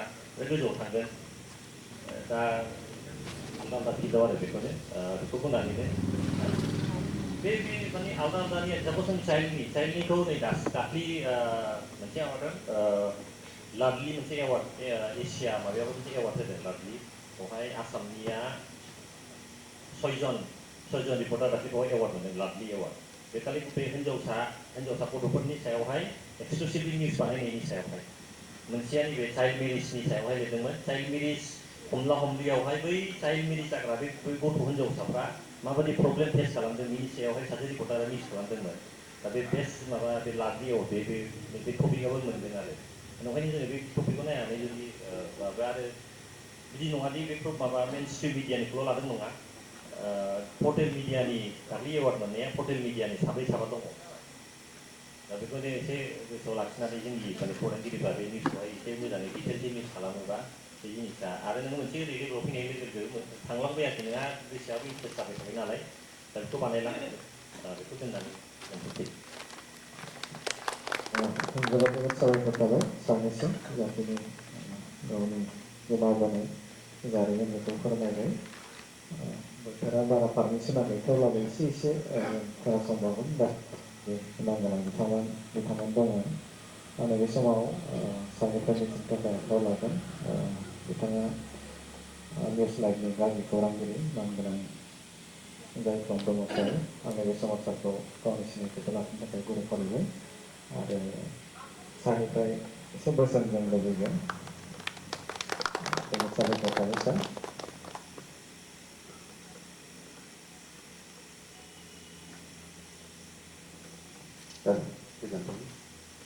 आरो मा रोंबोदों आरो मा रोङाखै मानसिया बेखौसो आं बुंनो नांनानै आंनि काहानिखौ बुंबानो बे जिनिसा ग्रोब जाहैगोन ओमफ्राय आं बिनिफ्राय 2001 समावसो आं दैलि पेपाराव फैदों दैलि पेपाराव आं बारा गोबाव मावाखै ओमफ्राय लगे आंखौ एनइटिभिआव मावदों एनइटिभिआवहाय मनिटिभनि उनाव आं मावनाय जादों मनिटिभनि उनाव मावनानै ओमफ्राय आरो बे मनिटिभ फैनायनि उनाव आरो आं निउस लाइभआव हाबबाय दा आं बे इलेक्ट्रनिकआव निउस लाइभआव 11 बोसोरानो जाबाय दा 11 बोसोरसिम रानिं खालामनानै दं आरो दा एक्सपिरियेन्सनि खोथा बुंनांगौहाय एक्सपिरियेन्स होननानै बुङोबाथ' बेथ' आंनिबाथ' अट'मेटिक फैयो बादिसो मोनदां आंथ' खुनु बबेबा मोनसे माबायाव जार्नालिजम फरायाखै खिन्थु आङो बे एक्सपिरियेन्सजोंनो रोंबोदों माने घटना बायदि जाहोन पलिटिकेल बायदिसिना घटना बेफोरजोंनो हारसिंनो आइडिया खालामनानै रोंबोनायसै आं दा बे रोखोम बे पजिसन फैनानै दंफैयो आरो दा माखासे जाथाय जायखौ दहाय अजितआ बुंबोबाय बेफोरखौ रायखांबाथ' बिराद खम सम लागोन दा आंनि बे माखासे दा आंनि मोनसे गाज्रिसिनखौल' आं खोन्थानोसै जेखौ आंखौ गोसोआव जाहोबाय थायो जितु समाव बयबो बुंनांगौ खोथा आं माखासे खोथाखौ बुंला जिहेतु बिराद एक्सपिरियेन्स दङ जोंनावबो जों मोनै गथ'नायानो गैखाया जों गासैबो जिनिसखौ मोनबोदों मोननानै ला जितु मबाइल फेरेन्टनि मानसि नालाय जों मोनबोयैयानो गैखाया आरो दंखाजोबो दा बेनि गेजेराव सबसे दुखुनांथाव मोनसे आयदायाव बे मुलि गावजानाय ओमफ्राय बाखियाथ' इन्डिपेन्डेन्ट प्रब्लेम जिहेतु आं जेलबो जादों नैबे जेल जानाया दाबो आंना केसा जोबाखै बेनो आंनि गोसोआव एकदम आघात होबाय थायो आरो बे माला जोबगोन बेखौ बुंनो हाया जितु क्रियानि केसाव आं फासायदों जितु आसाम गभर्नमेन्टआनो फासायना होदों जिहेतु फोरोंगिरिया गाज्रि मोनदों जिहेतु बियो बुंबाय थायोमोन नर्थ इस्टआव खुनु एक्सपिरियेन्स गैला बर'फ्राबो एक्सपिरियेन्स गैला खुनु आर्मस गैला होननानै बे अलरेडि रिपर्ट हरबाय थायोमोन ओमफ्राय उनावहाय आं थांबाय बिदिनो देखायबाय थायो सोर देखायबाय थायो बुस्थुखौलाय गाज्रि जाबाय जेलास जाबाय सोर देखायबाय नोंना बेखौलाय उमुक उमुक जाबाय आरो दाया थियागाव थांनायावथ' जों जेबो लोब्बानो गैया जोंखौ फासायबाय आरो बाहाय आरो थांनायखौबो बिसोर जोंनो खोन्थायासै मानोना आं स्वयं खोन्थाना थांदों थेवबो जोंखौ दाय होबाय बे आरो फासायथारदों आरो जोंखौ दा बे दाबो दङ बेखौनो गोसोआव फैबाय थायो एसे दुखु मोनबाय थायो आं बारा खोथा बुंला एसेनोसै गोजोनथों जोबोद साबायखर थाबाय सारनिसिम जाखिनि सारा फोरमायबाय बड'लेण्ड बुब्लिनि नैबे गायसननाय सानाव फैनानै सारनिसिम बेबायदिनो साबायखर बावबाय थारैनो नोंथांमोननिफ्राय जिखिनि बाथ्रा जोंनो फोरमायबाय जोबोदनो गोसोखांथाव आं गेजेरावनो मोनसे बाथ्रा सोंनो लुबैदों गासिनावबो जिहेतु जोङो बड'लेण्ड बुब्लि थामहिनबा बेफोरबायदि बर'नि गोबां पर्टेल चेनेलफोर दङ दा बेवहाय नोंथांमोना गोबां एक्सपिरियेन्स दङ बा नैबे खौरां बुथुमनायाव गोबां बाथ्रा मोनथिगौ दा बेवहाय बर'फोरनिफ्राय दिनैसिमबो बेफोरबायदि सेटेलाइट चेनेल बेफोरबायदि दिहुननो हायाखै खारनफोरखौ मा होननानै सानो बेनि गुबै जाहोनफोरा मा मानि थाखाय हायाखै मानि थाखाय दे जों दिनैसिमबो नैबे बर'फोरनि गेजेराव मोनसे चेनेल बा सेटेलाइट चेनेल दिहुननो हायाखै सारमोना हयथ' गोबां एक्सपिरियेन्स दङ खामानि मावबोबाय गोबां बाथ्राखौनो मिन्थिगौ आं नैबे समाव नोंथांमोननिफ्राय बेखौ बाथ्राखौ मोन्थिनो लुबैदों जे मानि थाखाय हामाराखै खारनफोरा मा आं बेखौ गेजेरावनो सारमोननिफ्राय मोन्थिनो थाखाय खावलायदों मानोना जोंबो हयथ' जों पर्टेलाव दिनै दङ हयथ' फैबाय थानाय समाव हमनानै ला जोंबो गोजौ फारसे जों दावखोलांनो हायो नामा बेखौ जों सानदों जों सिगाङाव बावैसो सानाव जों बा सिगांनि समाव 2023 थामहिनबा थांनाय बोसोरनिफ्राय केबोल टिभि जों रान खालामदोंमोन नाथाय नांगौबायदि जोङो माने माबा मोनाखै माने आरो आथिखालावथ' नोङो बे केबोल टिभिफोरा बारा सोलिला दा बे हिसाबाव नैबे बिथिङाव नोंथांमोननिफ्राय आङो जों सेयार खालामजानायखौ लुबैदों जे खारनफोरा मा जे जों सेटेलाइट चेनेल खालामनो हायैनि जिहेतु गोबां बर'फोरनि गेजेरावबो रांखावरिनि बेलायाव इसेबां लोरबां सुबुंफोर गैया इन्ट्रेस्ट जानानै जायाखै आसलथे आं बेखौ एसे मिथिनो थाखाय खावलायदों आरो कमनावनो बुंदों आं सारमोननाव एसे कमन माने जाय सेयार खालामो मानोना जोंबो बिराद मोनसे जोंबो बिदि थाबाय थाबाथ' जानाय नङा होमबा मोनसे समाव जोङो सोलायनायखौ लाबोनांगोन बे बिथिङाव आं सारमोननिफ्राय मिथिनो थाखाय खावलायदों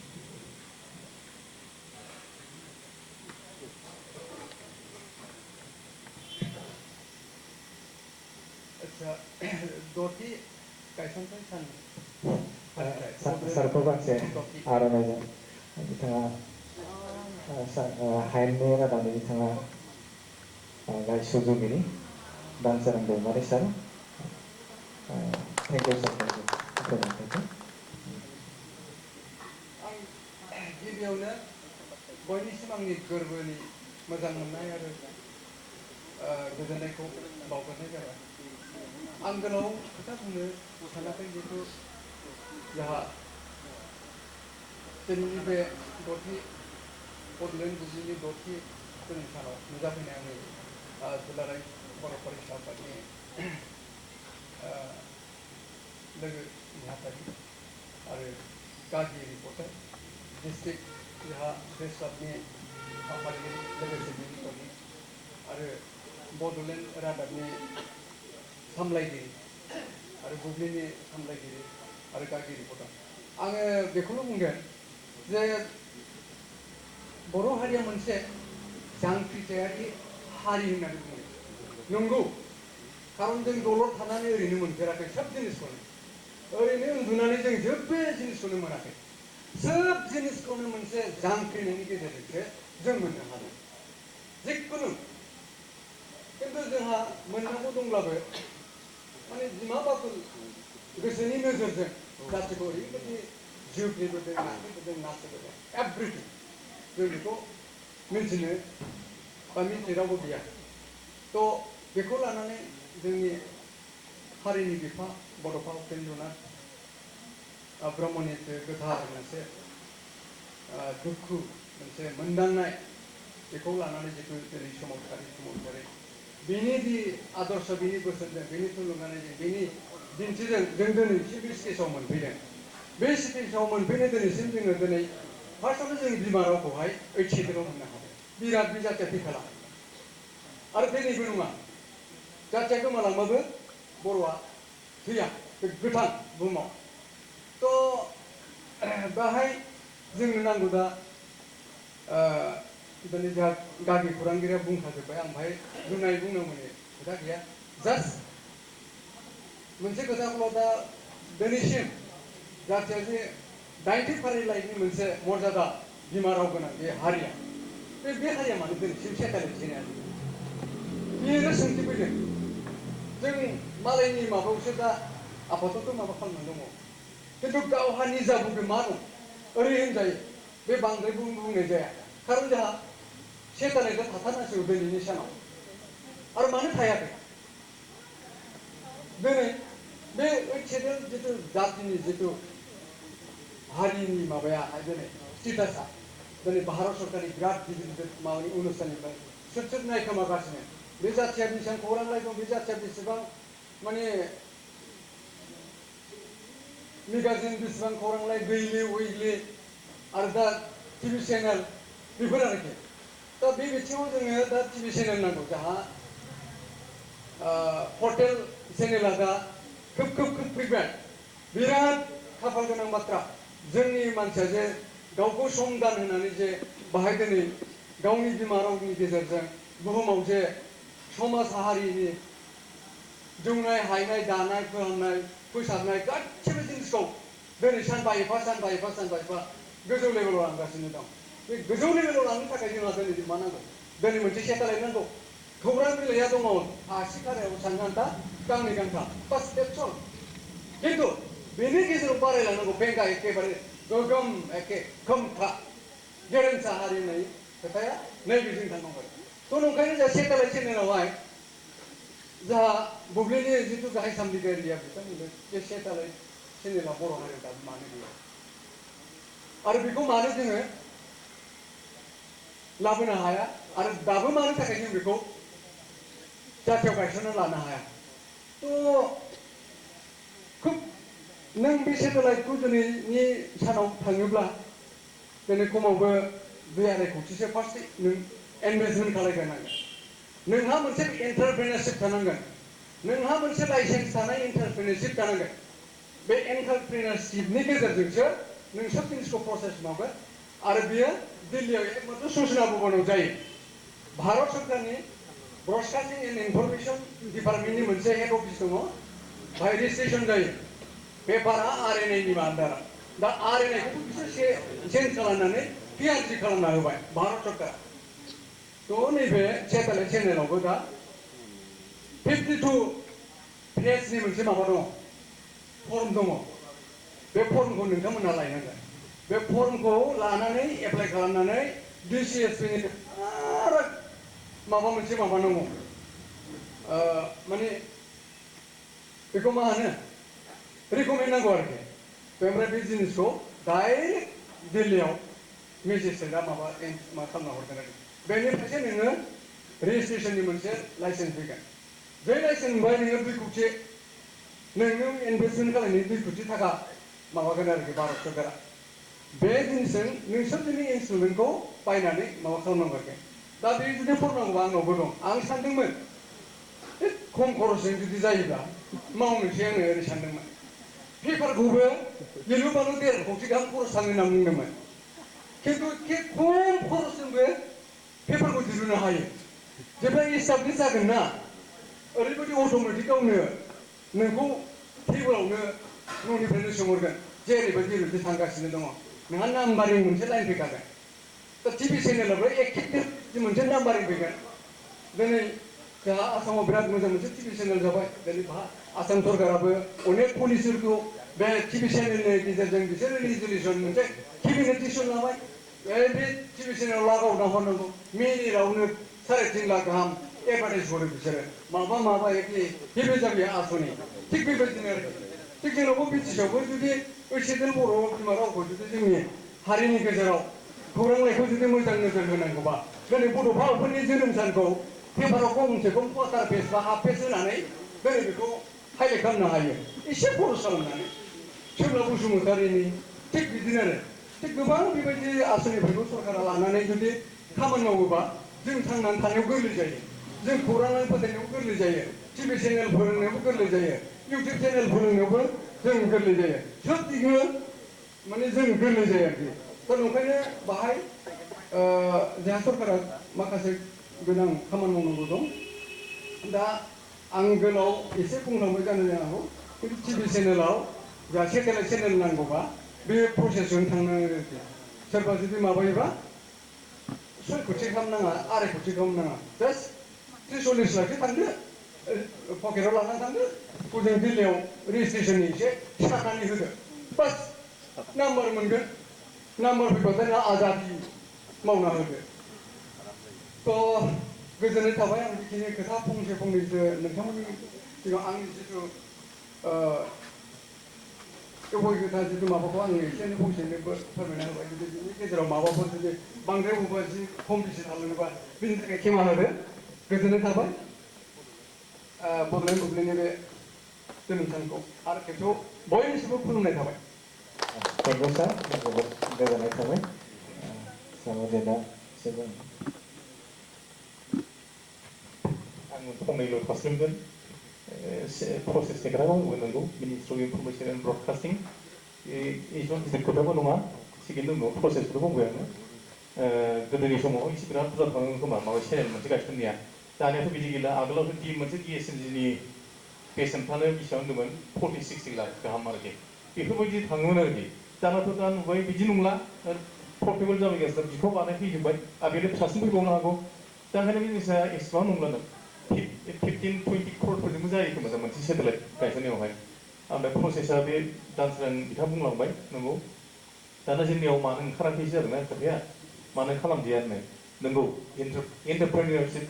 बिराद माबा नांगौ गोसो गोनां नांगौ दा जोंनाव बे मानसियासो आंखाल जादों थाखा गैयै रां गैयै फैसा माबा गैयै बेबायदि मानसि गैयै नंला जोंनाव दङ गोबांथार दंसै आरोखि बेफोरबायदि बिगोमा थाखानि बिगोमाफ्रा नाथाय मानो इन्टारेस्ट जायाखै बेबो बिराद गिदिर सोंथि बेनो सोंथिया सोरखौ लानानै सामलायगोन मोनसे बिराद गिदिर सोंथि जोंनाव बे लाइनाव दासो गोदान नङा होमबा दा नैबे मोनसे सेटेलाइट चेनेलाव हमना लाथ'बाय जोङो दाथ' एसे बेसिक आइडियाखौ मोनबाय ना जोङो थारमाने मोनसे चेनेलखौ सामलायनांगौहाय थांनानै थायोथ' जों एडभार्टाइजनि सायाव थांनांगोन एडभार्टाइज सेक्सनखौ सोर नायगोन बिराद गिदिर सोंथि जोंनाथ' बेबायदि एडभार्टाइज नागिरग्रा मानसिया गैया कमार्सियेल लाइनावहाय खामानि मावग्रा मानसि गैया जोंनाव बेल' नङा माबाफ्राव बिराद गिदिर दा बेखौ सामलायनांगौआ बिराद बुरजा माबा मेन पावारनि गोनांथि दङ बिसोरनो सेलारि होनायनिफ्राय जागायनानै बेबायदि आरोखि आं दा आंहा मोनसे फोथायनाय दङ नैबे दा एस्टाब्लिश जानो थांगासिनो दङ दा बेनिफ्राय मोनसे जों आइडिया जोंनाव ग्र' जाबाय ओमफ्राय दा माखासे मानसिफ्राबो आन्दाज बेखौनो नायगासिनो दं जायफ्रा रां रुफा दङ बे लाइनाव इन्टारेस्टेड मानसिफ्रा आरोखि जायफोर एन्टारप्रेनियरशिप बेफोरबायदि मानसिफ्रा मेगन होआखै नङा आं बुजिनायाव जे होखोमागासिनो दङ बिसोरना खालि बे मेनेजमेन्टनि थाखाय बिसोरनो गोनो गोखा दाबो जोबाखै आरोखि नाजानाया थागोन बे सानसे समाव जाथारगोन बायदि आंहा बिराद फोथायनाय दं आरो बे इसिबां गोबावबो लानाय नङा दा थाबैनो जानाय जोंथ' दा मिथिबायना निउसखौ बोरै खालामनांगौ बिनि स्ट्राक्चारा माबायदि जानांगौ ओमफ्राय बे डेस्कआव माबायदि खामानि मावनांगौ भइस अभारखौ बोरै होयो दाथ' बिराद एक्सपार्ट जाजोब्बाय जोंनियावहाय नङा होमबा बेथ' मोजां जाजोब्बाय दा एंकरावबो बिराद मोजां एंकर दंसै जोंनाव होमबाथ' बेबो सम बिराद मोजां जाबाय दा जों दा बेसिक माबाफोर गासै जोंनाव दंजोबसै आरोखि खालि नांगौ जोंना बे माबाल' एन्टारप्रेनियर माबा मा होनोमोनलाय नंगौ एन्टारप्रेनियर माबा इन्टारेस्टेड एन्टारप्रेनियर नांगौ दा जोङो नुबोबाय थादों बेफोरबायदि चेनेलफोरखौ दा माखासे राजखान्थि बिराद गिदिर गिदिर दैदेनगिरिफ्रासो एसे इन्टारेस्ट लागासिनो दङ बिसोर माने आसामाव जों नुनो मोनो निउस लाइभनिफ्राय जागायनानै ओमफ्राय माबा रकिबुल हुसेनाबोथ' दंना दा बिसोरबायदियासो लागासिनो दङ आरोखि ओमफ्राय बिसोर मा जाहैबाय गावसोरनि माबाखौसो बाहायदेरो ना गावनि इन्टारेस्टखौ बाहायदेरो बेफोरबायदि जागासिनो दं दा जोंनियावहाय जुदि सोरबा सासे राइट पार्सनफोर ओंखारोब्ला बिराद मोजां थांनाय लामायाव दङ जोंना बे ओंखारगोन आं बिदि ओंखारगोनखौ मिजिं लायो ओमफ्राय नोंसिनिफ्रायनो मोनसे मोजांथार रल लाहैथों बड'लेण्ड बुब्लियानो जा बड'लेण्ड रादाबानो जा बेनि कम्बाइनजोंनो माबा मोनसे ओंखारलांनो हागोन बायदि आंहा फोथायनाय दङ आरोखि बेनो आरोखि गोजोन्थों थेंकिउ थाबाय सानैसिम जिखिनि फोरमायना होबाय सानमानि जों उननि समफोराव एसे जिरायनानै जों सावरायलायगोन गोबां बाथ्रा बिथांमोननिफ्राय मिथिबावनो नाजागोन आरो जाखिनि दिनै फोरमायबाय बिथांमोननिसिम साबायखर बावबाय बे समाव हमारे अतिथि माननीय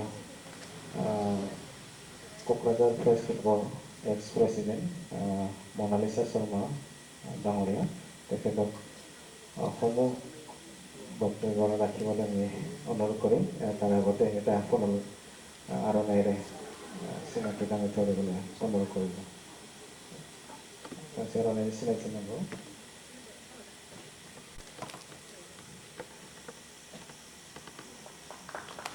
গোজोननाय थाबाय মই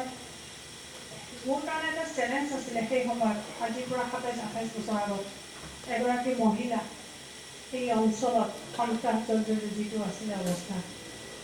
তেনেকৈ মই ফাৰ্ষ্ট লিখিছিলোঁ দৈনিক অৱৰোধ কাকতত 1996 প্ৰথম এনেকৈ কেইদিনমান লিখিলোঁ লিখি মানে ভাবিলে আমাৰ এডিটৰ তেওঁলোকে ছোৱালী মানুহ ক'ত পাৰিব ইমান এনেকুৱা অঞ্চলত দেখোঁ লগ দিওঁ এনেকৈ কৰি 98ৰ পৰা মই কণ্টিনিউ দিছোঁ মই গোষ্ঠী সংঘৰ্ষৰ চাওতাল আদিবাসী আৰু বড়ো সেইটো পালোঁ 98তো পালোঁ 98ত আৰম্ভ কৰিলোঁ লিখি মই একদম মই কাৰ্ড দিলে মোক তেতিয়া মই লগে লগে দিয়া নাছিলে কাৰ্ড কেইদিনমান তেওঁলোকে চাই কাৰ্ড পালোঁ 99ৰ হেৰি মে' মাহত কাৰ্ড ফৰ্মেলি তেতিয়াই আৰম্ভ হ'ল মোৰ আৰু এটা বেলেগ এটা সংগ্ৰাম প্ৰথমতে দিব বিচৰা আছিলে মোক কনৰছে ডেকা চাৰে সুধি আপুনি পাৰিবা জানো কাৰণ চাই লওক তেওঁ দেখি থাকে সদায় মানে নিউজত কেনেকুৱা বাতৰি যায়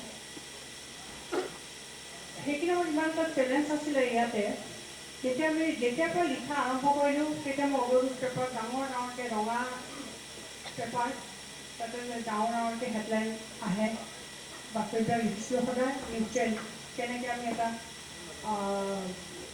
যাতে বায়াছ নহয় বাতৰিবিলাক লিখোঁতে সদায় আমি এটা সাৱধানতা অৱলম্বন কৰিছিলোঁ যাতে মানে কোনো ধৰণৰ বিতৰ্ক নহয় আৰু তেতিয়া মানে খুব এটা ভয় লগা আছিলে এটা ঠাইত কেতিয়াবা দুটা ডেড বডি ওলায় বুলি এনেকৈ ওলায় সেইটো এটা ডাঙৰ চেলেঞ্জ আছিলে আৰু সদায় আমি ট্ৰেইনিং খাইছিলোঁ মইতো বহুত ট্ৰেইনিং খাইছোঁ বিশেষকৈ আৰ্মি প্ৰশাসন পুলিচ আৰ্মিৰ পৰা মানে এনেকুৱা আছিলে যেতিয়া আন্দোলন সেই সময়ত গাড়ী দি অহা যোৱা কৰে মহিলাসকলক নমাই কাৰিগাঁও বিভিন্ন অঞ্চলত বড়ো মহিলাসকলক এনেকৈ বিশেষকৈ নমাই চেক কৰে আৰ্মিয়ে তেতিয়া সেইবিলাকে এটা মানে মহিলাৰ গাত দিয়া বুলি এনেকৈ কেতিয়াবা বহুত সেইবিলাক নিউজ লিখিছিলোঁ মলেষ্টেশ্যন কৰা বুলি আৰু তেওঁলোকৰ কেতিয়াবা চেণ্টিমেণ্ট হয় আৰু বিৰাট ধমকি দিয়ে ক'ত হৈছে কি হৈছে সদায় ক্লেৰিফিকেশ্যন দিব লাগে সদায় লাগিছে আৰ্মিৰ লগত তাৰপিছত আছিল কাউণ্টাৰটো এনকাউণ্টাৰ বহুত হৈছিলে NDFB বুলি সজাই বহুত বিশেষকৈ আমাৰ বৰ্তমান চিডলি আই পোৱালি সেই অঞ্চলত বহুত এনকাউণ্টাৰ হৈছিলে বহুত ল'ৰাক মানে NDFB বুলি মাৰিছিলে সেই সময়ত এইটো ক্ষেত্ৰত আমি স্বীকাৰ কৰিব লাগিব আমাৰ তেতিয়া একেখন ডিষ্ট্ৰিক্টে আছিলে ডিষ্ট্ৰিক্ট জয়ন্তী কাঠাৰ তেওঁ কিছুমান ইনফৰমেশ্যন আমাক দিছিলে বহুত হেল্প কৰিছিলে আৰু আমি সেইবিলাক লিখিছিলোঁ আৰু আৰ্মিৰ লগত DC সদায় মানে এটা মনোমালিন্য আছিলে সেইকাৰণে কাৰণ তেওঁৰ চেণ্টিমেণ্টটো সদায় নিজৰ এজন খিলঞ্জীয়া চেণ্টিমেণ্ট এটা আছিলে কাঠাৰ তলত সেইটো তেওঁ যিমানেই দিন হওক সেইটো আমি স্বীকাৰ তেওঁ কৰিবই লাগিব সেইকাৰণে তেওঁ আমাক দিছিলে আৰু আমি পৰা লিখিছিলোঁ এনেকুৱা হৈছিলে ল'ৰাটোক মাৰিব আৰ্মিয়ে লৈ ল'ৰাটোক মাৰিব আজি ৰাতি মাৰিব ইনফৰমেশ্যনটো আমি পাই যাওঁ লগালগ আমি নিউজটো আজি নহয় কালি দুদিন পিছত মাৰিব ল'ৰাটো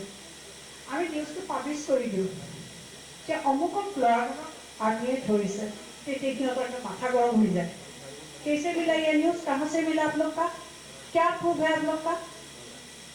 এনেকুৱা আছে সদায় মানে সিহঁতৰ লগত আছিলে এটা আছিল নন্দ কুমাৰ এটা আছিল ভণ্ডাৰী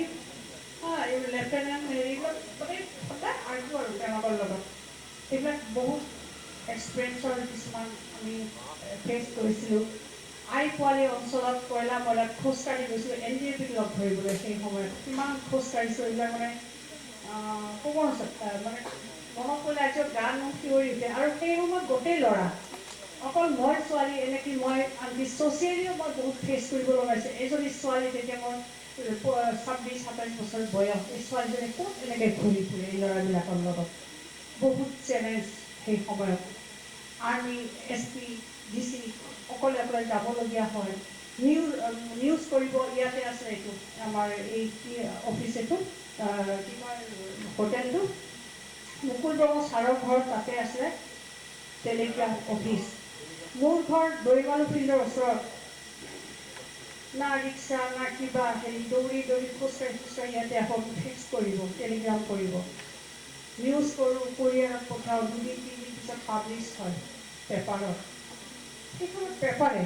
আৰু এনেকুৱা হৈছে মোৰ পেপাৰখন এনেকুৱা এটা চেলেঞ্জ হৈছে মানুহ বড়োসকলে মানে এনেকুৱা আজিও মোক সেইকাৰণে মই অৱৰোধ পেপাৰে বড়ো যিকোনো নিউজৰ পৰা খুব গুৰুত্ব দিয়ে সেইবোৰ এনেকুৱা হৈছে যে অৱৰোধ ৰঙা পেপাৰত নিউজটো ওলালেহে সঁচা বাকী পেপাৰত ওলালে মিছা আনকি জয়ন্ত বৰুৱা প্ৰতিদিন টাইমত তেখেতে মোক জয়ন্তী কাষালৈকে ফোন কৰিছিলে বনাইছে শৰ্মাক প্ৰতিদিন লাগে মোৰ ঘৰত অধিক ফুকন 3 ঘণ্টা সময় কৰিছে প্ৰতিদিনত মই যাব লাগে কিন্তু মই নগ'লোঁ মই ইয়াতে থাকিলোঁ কাৰণ মোক ইষ্টাব্লিছ কৰিছে কনষ্টেণ্টে নাথাকে আজিলৈকে মই তাতেই থাকিলোঁ এইটো এটা চেপ্টাৰ গ'ল এইবিলাক সেই সময়ত বহুত ঘটনা তাৰপিছত আমি ৰিলিফ পেপে ঘূৰোঁ বহুত দুৰ্নীতি বহুত হেৰি মোৰ পেপাৰ জ্বলাই দিলে আমাৰ গোসাইগাঁৱৰ STFC দিলে তেওঁ চাউল কেৰি ধৰি বহুত কথা লিখিলোঁ পেপাৰ জ্বলাই দিলে কচুগাঁৱৰ হেৰি অৱধূত পেপাৰ মোক ধমকিও দিলে আণ্ডাৰগ্ৰাউণ্ড কোৱা বুলি এনেকৈ গ'ল তাৰপিছত 2000 হেৰি হ'ল আমাৰ বিনেশ্বৰ বড়ো ছাৰ যেতিয়া ঢুকালে সেইদিনাখন তেতিয়া দেখাৰ এইটো মনত আছে নে মই নাজানো তেওঁ যেতিয়া মৰিলে নেক্সট ডেড বডি আহি সন্ধিয়া আহি পালে পষ্টমৰ্টম কৰি মোক খাম্পা বৰদৈয়ে মাতিলে কাজল গাঁও তেতিয়া খবৰ দিছে তাকো মেজিষ্ট্ৰেটৰ দ্বাৰা তেওঁ মানে ষ্টেটমেণ্ট দিব স্পৰ্টছ ফাংচন মাইনাও তৈ মাৰি কেইদিনমান আগত তাৰ মিটিং হৈছিলে তেওঁলোকৰ NDAP আৰু BNP শ্বিলঙত যে আমি কেতিয়া ভাতৃ ঘাটি সংগ্ৰহ আমি এইবিলাকত নাযাওঁ আমি নিজে ভালদৰে আমি থাকিম এনেকুৱা এটা হেৰি হৈছিলে শ্বিলঙত হৈছিলে নেকি মই গ'লোঁ দেখাৰ বেছিকৈ গাড়ী পঠিয়াই দিলে মানে গাড়ী কিবাকৈ এইটো কৰিছে আৰু তাৰপিছত ইয়াতে তিতাগুৰিত আৰ্মি কেম্প আছিলে আমাক ৰখালে যাব নিদিয়ে আমি বাই ফৰ্চ গুচি গ'লোঁ তেওঁৰ পৰা ষ্টেটমেণ্ট লৈ আহিলোঁ অহাৰ সময়ত আমাকো ৰখাই দিলে 1 ঘণ্টা সময় আমাক ৱেইট কৰালে তাতে ইফালে নিউজ লিখিব লাগে তাৰপিছত সেই নিউজটো আৰু খবৰ পালোঁ 10 দিনমান আগত বিনেশ্বৰ বড়ো ছাৰক মানাছ হৈ পেলাই মাতিও লৈ গৈছিলে NDAP-য়ে তেওঁ যিটো স্ক্ৰিপ্ট লৈ তেওঁৰ কথাত সেইকাৰণেতো মাৰিলে তেখেতক এনেকৈ বহুত কথা ইষ্টাব্লিছ কৰিলোঁ NDAP-য়ে মাৰা বুলি ইষ্টাব্লিছ কৰিলোঁ পেপাৰ তাৰপিছত মই বহুত ধমকি খালোঁ আণ্ডাৰগ্ৰাউণ্ডৰ পৰা একদম মাৰিব হেৰিব বুলি ক'ৰ পৰা পালে আজিও মোৰ এতিয়া চিঠি কিছুমান আছে NDAP-য়ে দিয়া ধমকি দিয়া আপোনাক উৰাই দিম আপোনাক মাৰিম আজিও আছে মোৰ চিঠি সেইটো এটা চেপ্টাৰ গ'ল তাৰপিছত আহিলে আকৌ 2001 মানৰ কথা এদিনাখন আমি হেৰি গৈছিলোঁ পাটনাত গৈছিলোঁ এটা নিউজ কভাৰেজ কৰিবৰ কাৰণে তাতে এটা BLT কেম্প আছিলে আমি ৰখি আছোঁ গাড়ীখন BLT একদম AK-47 লৈ আহি মাৰি আমাক মই আজি ষ্টেচনত তলত পৰি গ'লোঁ লগালগ নেক্সট মই মাইনাবাগ মানে খাপাৰাক মাতিলোঁ যে আপোনালোকৰ মানুহখিনি কণ্ট্ৰল কৰক নহয় য'তে ত'তে এনেকুৱা মাৰামাৰি কৰি আছে এইবিলাক এটা কাহিনী আছে সেই সময়ত সেইদিনাখনত তাৰপিছত এনেকুৱা হ'ল আকৌ সেই সময়ত KK শৰ্মা বুলি এজন মণিপুৰী SP আছিলে আমাৰ তেওঁ অলপ বহুত বেলেগ ধৰণৰ SP আছিলে তেওঁ মানে তেওঁ কি কৰিছিলে NDAP আৰু BLTৰ মাজত কাজিয়া লগাই দিছিলে এনেকৈ কাজিয়া লগাই দি বহুত মানে NDAP ঠিক নহয় তেওঁলোক মানে এটা কিন্তু ছাছপেক্টেড NDAP ছাপৰ্টাৰ যেন লাগে আৰু সেই বহুত মানুহক তেওঁলোকে বিএনপিৰ দ্বাৰা মাৰিলে বাগৰামটো আছিলে আমাৰ ৰামফল বিলত এনেকুৱা তাৰপিছত মই আৰু বাগৰামটো তেনেকৈ আৰু বহুত কেইজন আছিলে যিসকলক মানে বিএনপিয়ে মাৰিলে মই অপেনলি ক'ম এতিয়া আৰু কি আছে যিটো পাইছোঁ সেই সময়ত কে শৰ্মাই কি কৰিছিলে 407 মিনি বাছ তেওঁৰ গাড়ী ৰেচিডেঞ্চত সোমাই দিছিলে সোমাই দি ধুনীয়া আৰ্মছ দিছিলে বিএনপিক মাৰিবলৈ আৰু তাৰ পিছে পিছে কিছুমান ঘটনা ঘটিছে এনকাউণ্টাৰ মানে ক্ল'জ এনকাউণ্টাৰ হৈছিলে ৰমণী আশ্ৰমত হৈছিলে যিটো আছাম কামাণ্ডাৰো মৰিলে NDPৰো মৰিছিলে বিএনপিক দিছিলে পঠাই ইফালৰ পৰা নাজানে ইফালৰ পৰা CRP গৈছে সিফালৰ পৰা আছাম কামাণ্ডাৰ হৈছে ইফালে মানে বিএনপিক পঠাই দিছে কোনেও তেওঁ এনেকুৱা আছে যে কাকো কথাটো নকয় যে আজি এটা অপাৰেশ্যন হ'ব বুলি তাৰপিছত CRPকো পঠাই দিয়ে অমুকত যাওক অমুকত এনেকৈ আছে NDP আছে বুলি ইফালে কামাণ্ডাৰকো ক'ব আছাম কামাণ্ডাৰকো এনেকৈ যাওক এনেকৈ NDP আছে তাতে আজি হেৰি আছে কি কয় এইটো কি কয় বোলে এম্বুছ এনেকৈ গৈ পোষ্ট কাউণ্টাৰ হয় তেনেকৈ BLT মৰিছিলে এবাৰ BLT আৰু আছাম কামাণ্ডাৰ মৰিলে NDP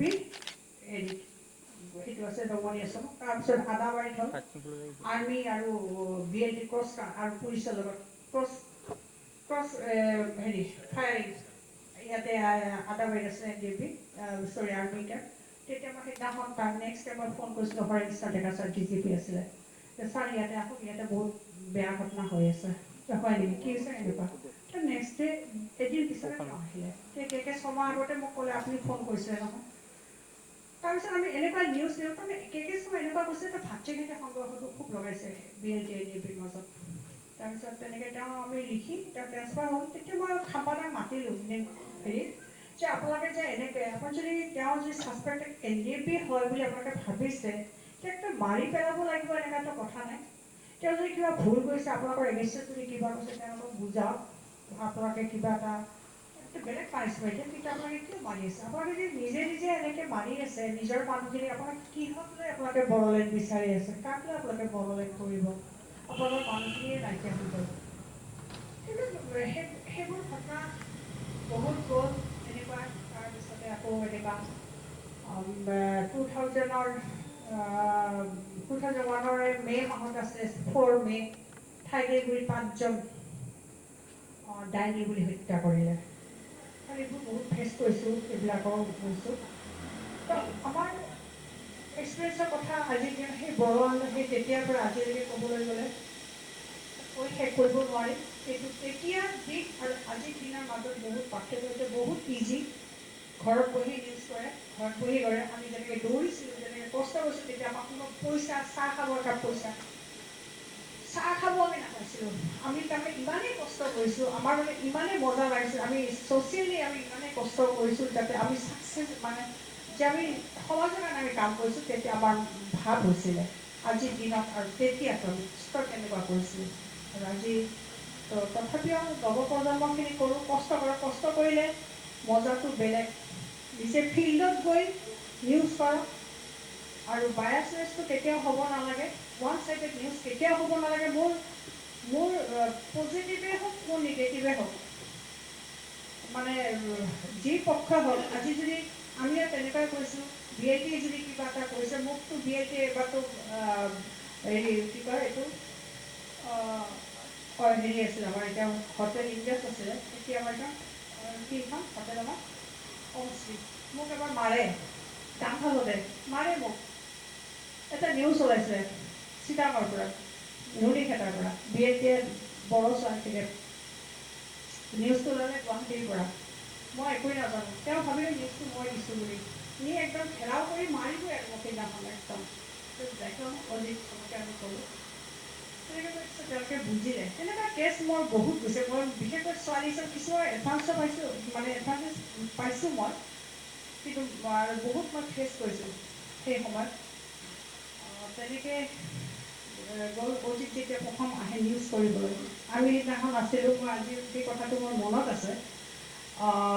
আছাম ষ্টুডিঅ' আছে অশোক পাণ্ডে তাতে আমি নিউজ লিখি আছোঁ মই ঠাকুৰ আৰু অশোক পাণ্ডে গোবিন্দনাথ অজি তেনেকৈ আহিছে আৰু এনেকৈ আমি কি লিখিছোঁ যে চাইছে ভয় খাই গ'লোঁ কোনোবা এক্সট্ৰিমিষ্ট আহিলে সঁচাকৈ দিছোঁ সি যেনেকৈ আহিছে কাৰণ সেই সময়ত আপুনি মানে কোন এক্সট্ৰিমিষ্ট হয় কোন হেৰি হয় মানে ধৰিব নোৱাৰে কাৰণ মোৰ ঘৰত আহি কিছুমান চাইকেল চলাই আহি মোক AJP লেটাৰবিলাক দি যায় সেই সময়ত গতিকে প্ৰথম খুব ভয় এটা খাইছিলোঁ পিছত কলি ক'লে যে অনুভূতি ইতিমধ্যে আমাৰ প্ৰদীপ ব্ৰহ্ম আছে সেই সময়ত দিয়ে তেওঁ আমাক বহুত ৰোল আৰু মিডিয়া আমাৰ কোকৰাঝাৰ মিডিয়াটো গঠন কৰোঁতে বহুত সহায় কৰিছিলে সেই আমাৰ প্ৰথম আছিলে পিটি গোস্বামী ছিনিয়ৰ আছে কমলা মোচা আলি ছাৰ তাৰপিছত চিনিয়ৰ মোচা দাদাহঁত আছিলে তাৰপিছত মাজতে এনেকুৱা হ'ল সাংবাদিক মাতি আনি সাংবাদিক বনাইছে আমাৰ কাঠা ছাৰে জয়ন্তী কাঠা তেতিয়া আমাৰ সাংবাদিকেই নাছিলে কোকৰাঝাৰত আৰু তেওঁ আমাক লৈ গৈছিলে স্পৰ্টবিলাকত তেওঁ ঘৰত বহি নিউজ আপোনালোকে স্পৰ্টত যাওক চাওক লিখক মোক তেনেকৈ লৈ গৈছিলে তেনেকৈ কৈছোঁ তেতিয়া আমি এখন কমিটি গঠন কৰাইছিলোঁ প্ৰগতি ভৱনত কেইজনমান মানুহ মাত্ৰ আমি মই ঠাকুৰ হেৰি গোবিন্দনাথ জাইক্লবটো নৰ্থ ইষ্ট ডেইলিত আহিলে অলপ পিছতীয়া বনচাত আছিলে অজিত পিছত আহিলে তেনেকৈ এখন 5জনীয়া এখন কমিটি আছিলে মোৰ পিছত আহিলে তেনেকৈ কৈ কিছু লাহে বাঢ়ি গ'ল আৰু আমাৰ কোনো তেতিয়া আমাৰ নিউজ লিখিব কোনো জাগা নাছিল আমাৰ প্ৰেছ ক্লাব হৈছিলে আমাৰ কাঠা ছাৰৰ ৰেচিডেণ্ট DC ৰেচিডেণ্ট তেওঁ আমাক ইমান মুকলিভাৱে তেওঁ আমাক সহায় কৰিছিলে এইখিনিয়ে আৰু ক'বলগীয়া বহুত থাকে নকওঁ ক'লে শেষ নহ'ব গতিকে চবকে এটাই অনুৰোধ নিউজ কৰক আমি পইচাৰ পিছত দৌৰিব নালাগে মই আজিও এইটো কথা কওঁ পইচা আমাৰ পিছত দৌৰিব সেই সময়ত মই যিটো নিউজ কৰিছিলোঁ কেলেংকাৰী চাউলৰ সেই আজি 2000ত সন্তোষ হলাকাৰ ধুবুৰী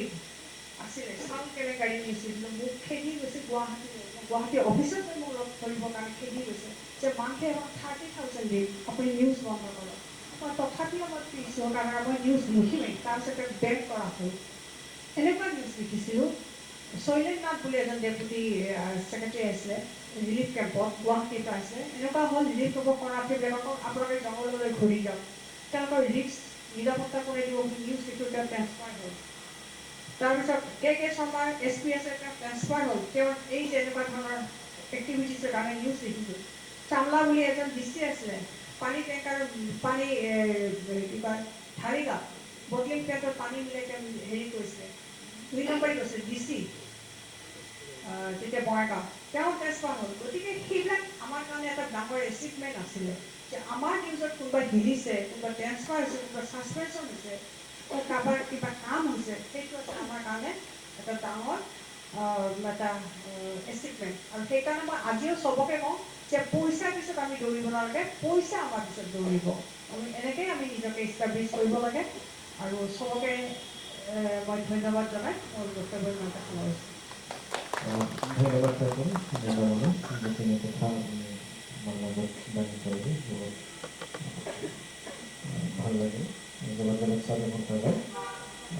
सासे जोङो लासि गुबुन बोहोगोन आरो दा बिनिथिं बिथांनिफ्राय खोनासंगोन बेनि सिगां जोङो जोंनि गेजेराव लेंहरनाय बायदि आलासि बेबायदिनो बिथांमोनखौ जोंनि थाखाय आखायाव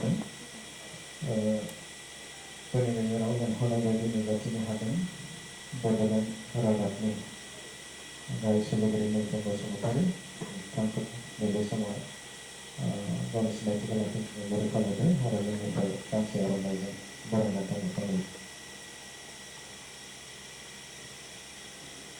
जोंजोंनो लेंहरजानाय आलासि रायजों बड'लेण्डनि गाहाय सोलोगिरि सोमदोन बसुमतारी बिथांखौ नैबे समाव गावनि सिनायथिखौ लाखिनो बोरै खालामदों आरो लोगोसेनो गांसे आर'नाइजों मान बावनो थाखाय बोरै खालामदों सोमदोन बसुमतारी साबायखर थाबाय लोगोसेनो जोंनि लेंहरनायखौ नुजाथिहोनो हादों टाइम्स नाउ बड'लेण्डनि सामलायगिरि बिथां प्रफेसर नार्जारि बिथांखौबो गावनि सिनायथिखौ लाखिनो थाखाय बोरै खालामदों आरो गांसे आर'नाइजों मान बावनो थाखाय बोरै खालामदों बेबायदिनो साबायखर थाबाय टाइम्स नाउ बड'लेण्डनि बिथाङा जोंनि गेजेराव नुजाथिहोनो हादों बड'सा खौरां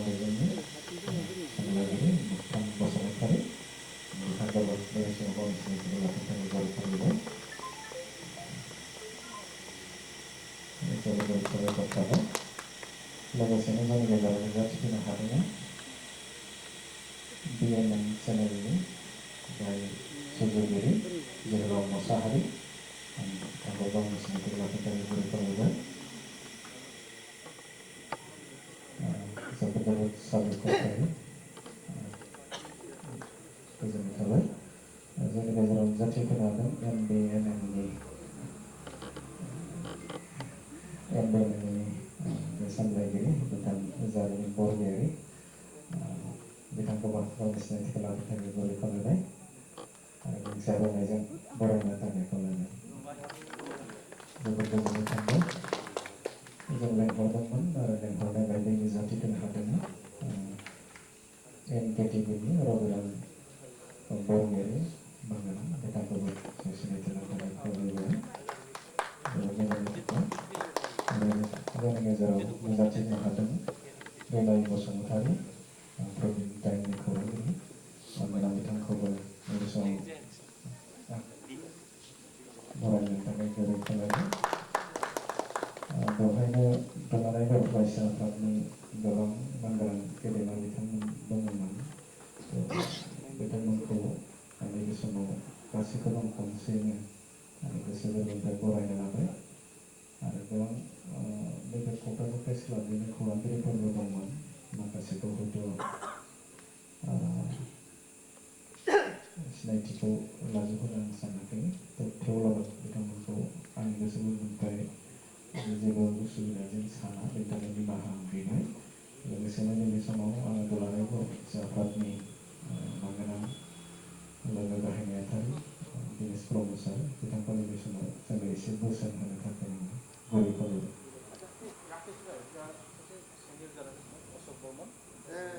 sorry नैबे समाव सारखौ sorry अशोक बर्मन सार क्षमा करिब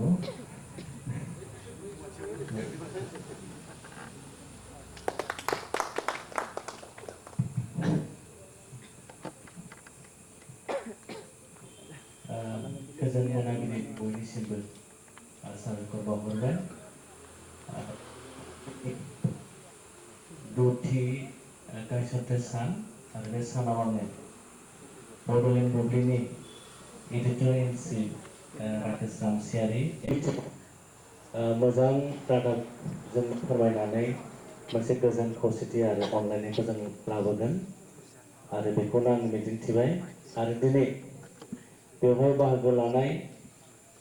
सिनियर जार्नालिस्ट आरो प्रेस क्लाबनि आफादगिरिजों लोगोसे गुबुन गुबुन बिबानगिरि नोंथांमोन एबसुनि मावथिफारि नोंथांमोन क'क्राझार जिल्ला एबसुनि गाहाय नेहाथारिजों लोगोसे गुबुन गुबुन बिबानगिरि नोंथांमोन जोबोद गोजोननाय मोनदों आरो गोबां बाथ्राखौ दिनै सोलोंनो हाबाय जोङो अखानायब्ला 7टा बाजियाव जों हाउसआव फुङाव जों मोनसे टेबोल दङ आरोखि निउस पेपारा सफैबायना सफैयाखै जों नेबाय थायो आरो ओमफ्राय आंहा मोनसे हुदा दं आङो सिखारनाय लोगो लोगो आङो टिभिखौ अन खालामो आरो माबाफोर ब्रेकिं निउस दङ नामा खिन्थु दिनै खोनानानै ओरैबायदि माने संखिलायदों आङो जों जे माने टेबोलाव नेबाय थायो बे निउसखौ जायफोरा लिरो जायफोर बानायो बिनि आन्दाराव जे बेसेबां दुखु खस्थ' सेक्रिफाइस त्याग दङ दिनै जायख्लं ब्रह्म बिथां बिक्रम ब्रह्म चौधुरी बिथां अजित बसुमतारी बिथां आरो बिखेखকৈ मनालिसा मेडाम खनसे गोबारै खबनांगौ आरोखि बिथांमोना जे बेसेबां सेक्रिफाइस खालामनानै जोंनो मोनसे गियान होयो जोंनो मोनसे नलेज होयोना आं बिनि थाखाय जिखिनिबो सिनियर जार्नालिस्टफोर दङ खनसे गोबारै खबनानै बरायनो खावलायहरो गोजोननाय थाबाय जों एखमबा सानो आरोना माबायदि निउस बानायदों होनलाय माबायदि एखमबा जोंनि गोसोआव बिदि फैयो आरोना एसे नेगेटिभ थटफ्रा जोंनाव फैलाबायो आरोखि माने जों मिन्थिया बिनि आन्दोआव जे नोंथांमोना बेसेबां दुखु खस्थ' खालामनानै आरो मेडामा सासे हिन्जावसा जानानै जेबायदि बाथ्राखौ जोंनो फोरमायगोन ना आं माने खोनासंबाय थानोसो गोसो जादों आरो बिराद मोनसे जे माबा मोनसे स्ट'रि लेखाखौ माने मोननै मोनथाम पेजखौ जों फरायबाय মেডামা दोनथ'बाय आरो মেডামত লাগিছে যেন এখন মানে ভাল উপন্যাস আপুনি অকণমানে 10টা পেজটো আমাক গাই শুনোৱালে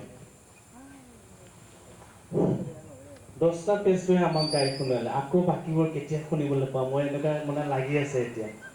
মানে খুব ভাল লাগিছে এনেকুৱা আৰু মই ভাবোঁ आं सानो जोंनि जायफोर गोदान गोदान जोंनि जायफोर दिनै बड'लेण्ड बुब्लियानो होन बड'लेण्ड रादाबानो होन बा जायखिजाया जोंनि जिफोर दिनै एडिट'रियेल चिफ जों सिनायबाय आरो जों सिनायाखैमोन आं बेनि थाखाय बड'लेण्ड बुब्लिनि गाहाय सुजुगिरि राकेश रामसियारि बिथांखौ साबायखर बावहरबाय जों सानो बे ओनसोलाव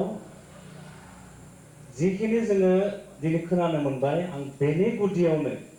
दिनै जे आङो दिनै बेवहाय दुलाराय बर' फरायसा आफादनि सासे सोद्रोमा हिसाबै बाथ्रा बुंनायनि अधिकारखौ मोनदोंब्ला इसेबां मोनसे पिस थासारिखौ जों मोनदोंब्ला बिनि गुदियाव दङ जेसेबां जार्नेलिस्टफोर दङ बिथांमोनानो आरोखि बे ओनसोलखौ जे दिनै बेबायदि थासारियाव लाबोबाय बेनि गुदियाव नोंथांमोना आरोखि बिदि दुलाराय बर' फरायसा आफादनिफ्राय आं बे बड'लेण्ड बुब्लिनि 6थि गायसनथाय सानावनो आं बय नोंथांमोननो रोजा रोजा साबायखर बावहरबाय आरो गोबां जोंहा मावनो गोनां दङ आं सानो बड'लेण्ड बुब्लि बड'लेण्ड रादाब आरो जायफोर जोंनि राइजिं बड'लेण्ड दङ आं बिथांमोनखौ फैबाय थानाय समाव जोंनि प्रितम ब्रह्म चौधुरी बिथाङा मोनसे बाथ्रा बुंदों प्रफेशनेलिज्म एन्ड इथिक्स बे मोननैखौ लानानै जुदि जों दावगालाङोब्ला जोंनि बे ओनसोला आं सानो 20 बोसोरनि उनाव आरो बयनिबो खुगायाव मोनसे माने नेरसोन मा होनगोन आदर्श मोनसे एग्जाम्पल हिसाबै थागोन आरोखि আৰু বাইদেৱে এটা ভাল কাম আমাক উপদেশ দিলে কেতিয়াও টকাৰ পিছত দৌৰিব নালাগে যদি ভাল কাম কৰে টকা আমাৰ পিছে পিছে দৌৰিব তাৰ কাৰণে বাইদেউলৈ মই অশেষ ধন্যবাদ জনাইছোঁ আৰু जों सानो आरो दुलाराय बर' फरायसा आफादाबो जों जेब्ला उन्दै उन्दै खुदियाफोरखौ जों बुङो जों बे बाथ्राखौनो बायदेउआ जेरैबायदि जोंनो बुंदों जों बिदि बुङो आरोखि आं खावलायगोन आरो जेसेबां बेवहाय दिनै जार्नेलिज्मफोर दङ निउस मिडियाफोर दङ दा जोंनि थासारि ओरैबायदि माने ओरैबायदि जाबोदों जायखौ जों सानफेरा बेखौ जोङो माने गोदान जों मोनसे फेस खालामनो गोनां जादों बेनो जाहैबाय ड्राग्स जानाय आरोना ड्राग्स जानाय माने आर्लि मेरिज चाइल्ड मेरिज ओमफ्राय माने मा होनो लांखालायनि हिउमेन ट्राफिकिं बिराद जादों आरोखि दा आं बे बेलायाव आं राकेश रामसियारि आरो मैखुन बसुमतारी बिथांमोनखौ एखमबा एखमबा बुङो आरोखि इयुथफोरखौ लानानै एसे टक खालामोब्ला मोजां जायो जायफोर मोजां मोजां स्कलार दङ आरो जोंनाव बिराद मोजां मोजां स्कलार दङ माने एबसुआव दंब्ला मा जायो जायफोरा जोंखौ गाज्रि मोनोना बिसोरो जोंखौ एक्सेप्ट खालामो आरो आं बेखौबो एकदम फ्रि बुङो आरो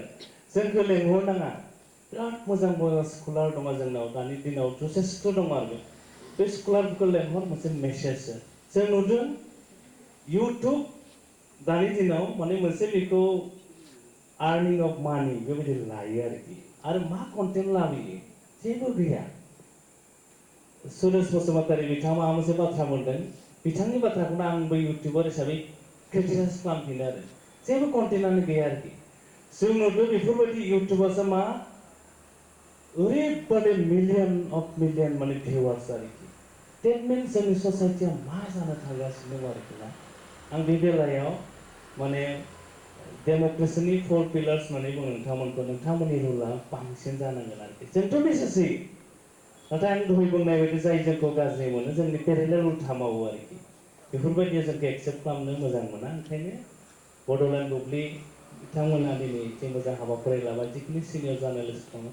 नोंथांमोनखौ बे थासारिनिफ्राय जोंनि जेनेरेसनखौ আমাৰ যিসকল উঠি অহা নৱপ্ৰজন্ম তেখেতসকলক আমি বচাব লাগিব এটা বাট তেওঁলোকক দেখুৱাব লাগিব আৰু এই ক্ষেত্ৰত মই ভাবোঁ এই কামটো কোনেও কৰিব নোৱাৰে অকল সাংবাদিকসকলে কৰিব পাৰিব আৰু जोबथारनायाव आङो बड'लेण्ड बुब्लिनि गासै मावथि बिथांमोनखौ आं साबायखर बावहरबाय आरो फैबाय थानाय समाव बड'लेण्ड बुब्लिया आरोबाव साबसिन खामानि मावनानै जोंनि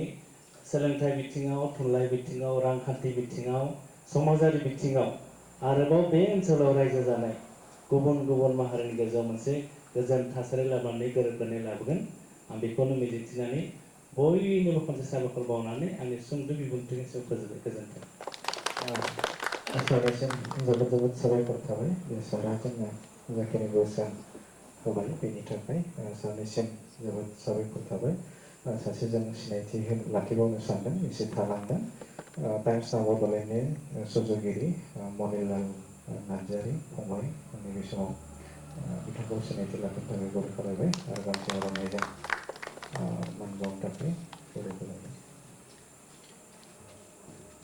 जोबोद जोबोद साबायखर थाबाय समाबो जाबाय ओजोंहाय अखायाबो एसे पारमिसन बारा होआखै बेखायनो जोङो जिहेथु जों निउस चेनेल सालायबाय थादों बा डिजिटेलजों चेनेल सालायबाय थादों बे बेलायाव नैबेखौ लोब्बा लाखिनानै बड'लेण्ड रादाबनि गाहाय सुजुगिरि मैखोम बसुमतारीखौ एसे जों एक्सपिरियेन्स लोगोसेनो माखासे बाथ्राफोरखौ एसे फोरमायनो थाखाय आं गुरै खालामो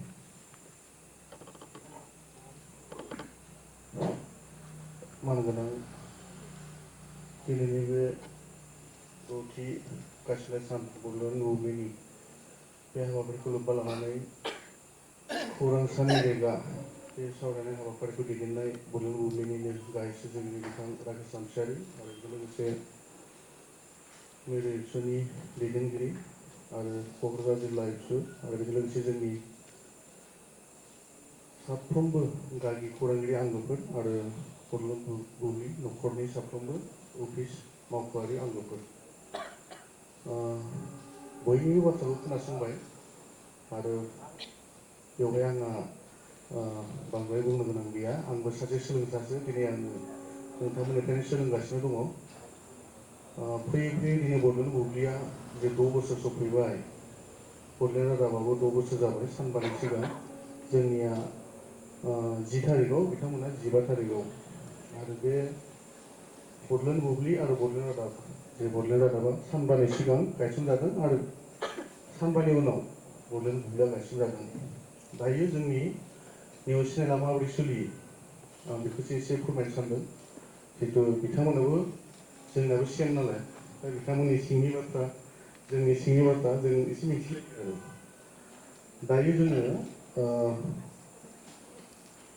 गोबां खौरां बिजोंफोर दङब्लाबो पर्टेल निउसफोर दङब्लाबो जोंनाव गासै अल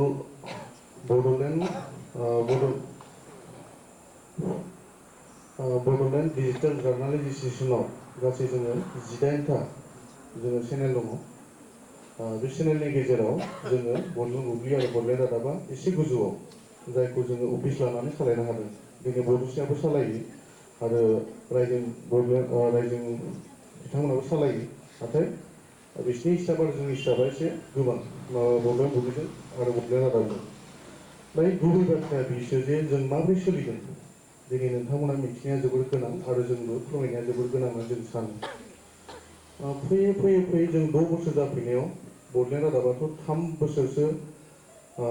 मोजां मोनसे एडिटिंनि परिबेस गैयामोन जोङो मोजां मोनसे एडिटिंनि परिबेस जानाया जोंनाव 2 बोसोर बायदिल' जादों थिग बिदिनो बड'लेण्ड बुब्लियाबो बे थासारियानो सेम बिथांमोनाबो मबाइलाव बानायोमोन आरो बिथांमोनाबो मबाइल बानायो जोंबो मबाइलाव बानायोमोन फैयै फैयै फैयै जोङो दिनै 2 बोसोरनि सिगांसो जोङो अफिस मोनसे लानानै मोजां मोनसे परिबेस लानानै बिसिम थाखोसिम फैदों नाथाय बेवहाय जोङो दिनै मोनसे बाथ्राखौ रोखायै बुंनो नांगोन दिनै बेवहाय बेसेबां गागि दैदेनगिरिफोर दङ खौरांगिरिफोर दङ जों क'क्राझारनि गागि खौरांगिरिफोरखौ सेथियाव बांसिन बाख्नायनांगोन बेनि गुबै जाहोना जाहैबाय जोंनि जितु निउस पर्टेलनि खौरांगिरिखौ लाफानानै बिथांमोना खामानि मावो जयै खामानि मावो नाथाय जों गुबुन गुबुन जिल्लाफ्राव जों बिदि मोनाखै আমি বেলেগ ডিস্ট্রিক্টত আমি এনেকুৱা পোৱা নাই আমাৰ চিৰাং ডিস্ট্ৰিক্টটো আমি কৈছোঁ पर्टेलरबो बेलेग प्रेस क्लाबरबो बेलेग এনেকুৱা মানে এটা পৰিৱেশ হৈ আছে এতিয়া চিৰাং ডিস্ট্ৰিক্টত আৰু আমাৰ কোকৰাঝাৰত এনেকুৱা নাই আমাৰ যিমান पर्टेলৰ ল'ৰা আছে ছোৱালী আছে যি কাম কৰি আছে চবে একেলগে প্ৰেছ ক্লাবৰ লগতে মিলি থাকি পেলাই কাম কৰি আছে খবৰ দিয়ে এটা প্ৰগ্ৰামত জমাকে যায় बयबो जमा थाङो नाथाय बे परिबेसा गुबुन जिल्लायाव गैया चिराङावनो गैया दा बेनि थाखाय आं नोंथांमोनखौ फिन साबायखर बावदों जोङो खौसे लानानै क'क्राझार जिल्लानि गागि खौरांगिरि बिथांमोना जोंखौ बिसिम लाबोनायनि थाखाय आरो नोंथांमोननि थुलुंगा नोंथांमोननि मददजों जोङो बिसिमाव जों फैनो हादों दायो पर्टेला माबोरै सोलिगोन बिनि माखासे इसिङारि माखासे बाथ्रा जोङो गासै जिद'सा जोङो मावथ'फोरखौ लानानै अफिसाव जोङो खामानि मावगासिनो बिथांमोनाबो दङ सेम बै परिबेसा दिनै बे जिद'साखौ जोंहा जाहोनोब्ला थान जायो नङाब्ला बुदों बुदों थान जायो दा दहाय टिभिनि बाथ्रा बुंदों आंना एकदमबारे गरम जाबाय थादों आरो गोसोआ खोनासंनो होननानै दा पर्टेलखौ जों सालायनायाव जों बिराद गोब्राब अनेक खस्थ' आंनि पर्टेल सोलियासै मरखौथ' अफिस भाराथ' 56 मासाव अफिसा आंना बडलेण्ड रादाबा अफिस भाराया जोङो बिदि हरनांगौ जायो बिनि जेनेरेटर थावखौ लानानै बिनि वाइफाइखौ लानानै बिनि सेंग्राफोरखौ जाहोनायखौ लानानै गोबां थाङो मासाव जोङो 2.5 लाख थाखा खरस खालामो दा बडलेण्ड बुब्लिना एसे खम आरो जोंनि एसे खम बिसिना भारा नङा बिसिनाबो 2 लाख बायदियानो थाङो खाथि दा बै 2 लाख बा एबा 2.5 लाखखौ लानानै जोङो ओरैबायदि लेर बिखुङाव माबा मोनसे बरजायखौ लानानै जों माने सोलिगासिनो दा बैखौ नायनो थाङोबा टिभि चेनेलनि बाथ्राया दिनैनि दिनाव बडलेण्ड रादाबा माने टिभि चेनेल बानायनो होननानै मावफुंदोंमोन टटेल बाजेटखौबो खालामदोंमोन मोनसे समाव बिनि बाजेटआ गासै जागायजेननायाव 15 कोटिमोन दा बे 15 कोटिखौ गारनो हागोन सानै बिजनेसमेना गारनो नागिरदोंमोन गुवाहाटीनि सासे दंमोन आरो जोंनि आथिखालनि बिटिआरनि गायमा फसलआव बिथाङा दंमोन दायो मोनसे डिसिजन फैबाय येस खेबसेखौ जों गारगोन जों टाटा स्काइआव थांबाय एयारटेलाव थांबाय बिसोर बोसोराव 2 कोटि बिबाय मोनबेसे चेनेल एगारदों नोंसोरो उनाव फार्स्टआव जों टाटा स्काइआव एगारनोसै उनाव डिश टिभिनिफ्राय एगारलांसै उनाव एयारटेलफोर एगारलांसै नांबाय टाटा स्काइआ 2 कोटि बियो बोसोराव येस दा बेबो जागोन एयारटेला बियो 2 कोटि ओमफ्राय गुबुना 1.5 कोटि एयारटेलजों टाटा स्काइजों दाम गोसासिन आरो माने गुबुना एसे 1.5 कोटियाव मानियो बोसोराव बेबो थांबाय उनाव नों टिभि चेनेल खुलिगोन येस नोंनो 3 चेनेलनि सापर्ट नांगौ जायो बिसोर नों नन अफिसियेल सार्टिफिकेट नांथारनांगोन येस मैखोमनि टिमा टिभि चेनेल खुलिनो हागोन बा बिथांमोना सालायनो हानाय मोनसे परिबेस दं मोनसेयावनो गांथाम बिबाय दाना खाथाथाम बेबायदि आरो अफिसियेल सार्टिफिकेट दङ आरो नन अफिसियेल सार्टिफिकेट नङाबा माब्लाबाबो टिभि चेनेलखौ माने एक्सेप्ट खालामा निउस लाइभआ हरनांगोन जोंनो बा माबा मोनसे डिवाइआ हरनांगोन बिदि आरो ओमफ्राय जाजोब्बाय जाय जेनेबा थाङै दाना 15 कोटि थाङो गायसनजेननायावनो 15 कोटियावबो जाबाय दाना नोङो बेखौ हिसाब खालामबाय नोङो साबेसे मानसि नांगौ जायो 100 जन मानसिया जेबोआनो थोआ बेयाव 150 जन मानसि लाबायनो खोथा बिथांमोननि दाम बिथांमोननि रोंगौथिखौ नायनानै बिथांमोननो जुदि मासाव 60,000 होनांगौबा मासाव जुदि 70,000 होनांगौबा सासे सिबिखौबो जुदि 1.5 लाख होनांगौबा बोसोराव नोंहा 50 कोटि थाङो मासाव नोंहा 60-70 लाख फैसा थाङो बे 60-70 लाखआ दा बहानिफ्राय फैगोन बेखौ सानलायबाय ओमफ्राय मानसिखौ हिसाब खालामबाय दाना जोंना गुवाहाटीनि सासे बिजनेसमेन दंमोन नोंसिना खय लाख बर'फोर दङ जाबाय आंखौहाय सोंबाय दङ सार दंनाया 35 लाख नांगौ दिल्लीफ्रा 35 लाखआनो दं नांगौ आसामाव एसामिसफ्रा खय लाख दं होनना सोंबाय 50 लाख दङ ओमफ्राय आसामाव टिभि चेनेलफ्रा मोनबेसे थांना दं एकदम दंबानो सोंलायबाय आरो दा बै थैलांनाय जाहोना जाहैबाय टिआरपिएसआव थैलांनाय दा जों 35 लाख बर'फ्रा माबोरै जों टिभि चेनेलजों फोथांलायगोन 35 लाखआव जोंहा 10 लाख मानसिया टिभि नायगोन नाया गुबुनाथ' जोंखौ नायनाय नङा जोंसो हारसा इंलिसफोरखौ एकदम नायो दा बर'निखौथ' सोलियो बुजियाखौ दा बेखौ लानानै दा टिआरपिएसआव फैलायबाय खोथाया जुदि टिआरपि गैयाबा नोंसोर बबेनिफ्राय एडभार्टाइज मोनदों बेखौ लानानै फैलायबाय निउस लाइभआ जुदि मोनसे एडभार्टाइजआव 20,000 मोनोबा बडलेण्ड रादाबा जुदि माबा मोनोबा 2,000 मोनोबा माबोरै एसे सिनारा सोलिनो दा टिआरपिनि सायाव नायनानैसो एडभार्टाइजफोरखौ होयोथ' ओमफ्राय दाम दरा टिआरपिनि सायावसो जायो दा जोंनो सोर एडभार्टाइज होगोन जोंनि बे 35 लाखनो दा बेखौ लानानै बिराद सिन्था जाबाय थाङै 15 कोटि फैसाखौ गारनानै टिभि चेनेलखौ खुलिनो हागोन नाथाय 15 बोसोर जोगोन ना जोरा दाना सिन्था जाबाय बैबायदि मोनसे परिबेसा दङ माने टटेलि बाजेटखौ করেছিল পরিবর্তন দিল্লীর ময়ূর গৈছোঁ ময়ূর দিল্লীত যাই কথা পাতিলোঁ আৰু গুৱাহাটীত যাই বহুত কথা পাতিলোঁ মোৰ আমাৰ ডান্সাৰ নাছিলে ইংলিছ সময়ত আৰু গুৱাহাটীত যাই কথা পাতিলোঁ কিমান বাজেট কি লাগে পিছত মানে আমি जों जेनबाय उनाव जेंनायाव जेंदों जोंनि पपुलेसनावबो जों जेंदों बेनिफ्राय बैयो सरकारि चेनेल बानायनाय सोलिगोन हमना ला बिटिसिआव फैसाखौ गारबाय थानांगोन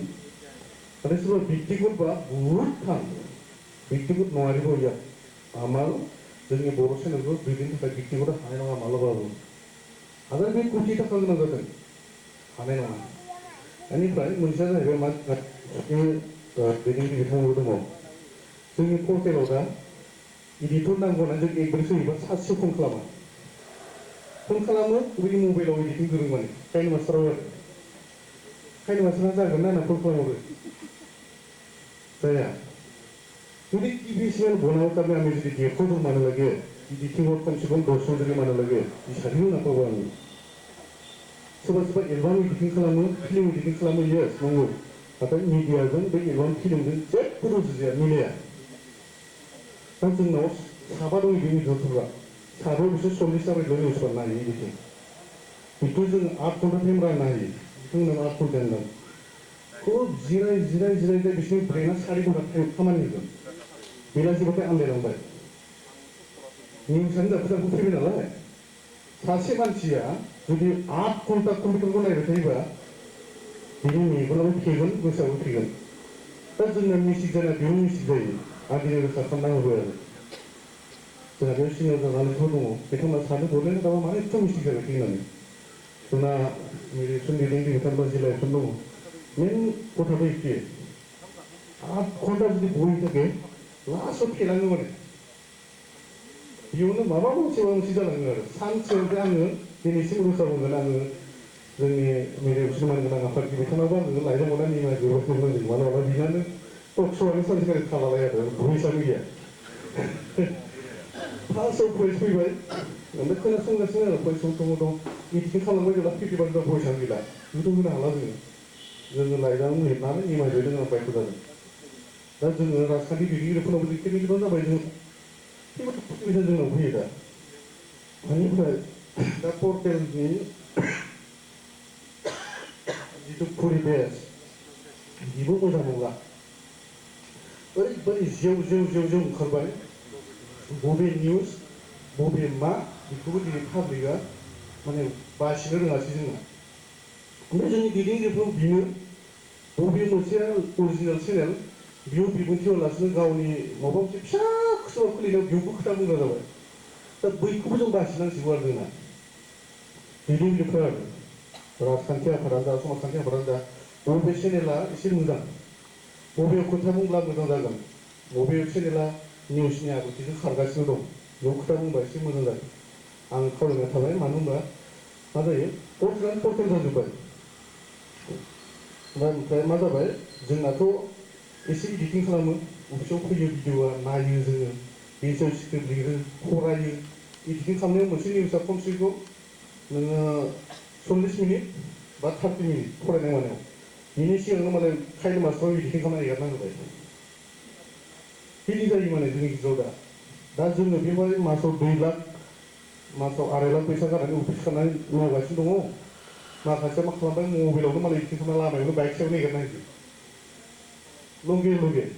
ओमफ्राय जोंना भिउफ्रा खम जालां माने जों बेसेबां होख्राव फरायनायाबो लास्टआव जेबो खामानि जालिया बैफोर बेसाद जोंनाव जाबाय दा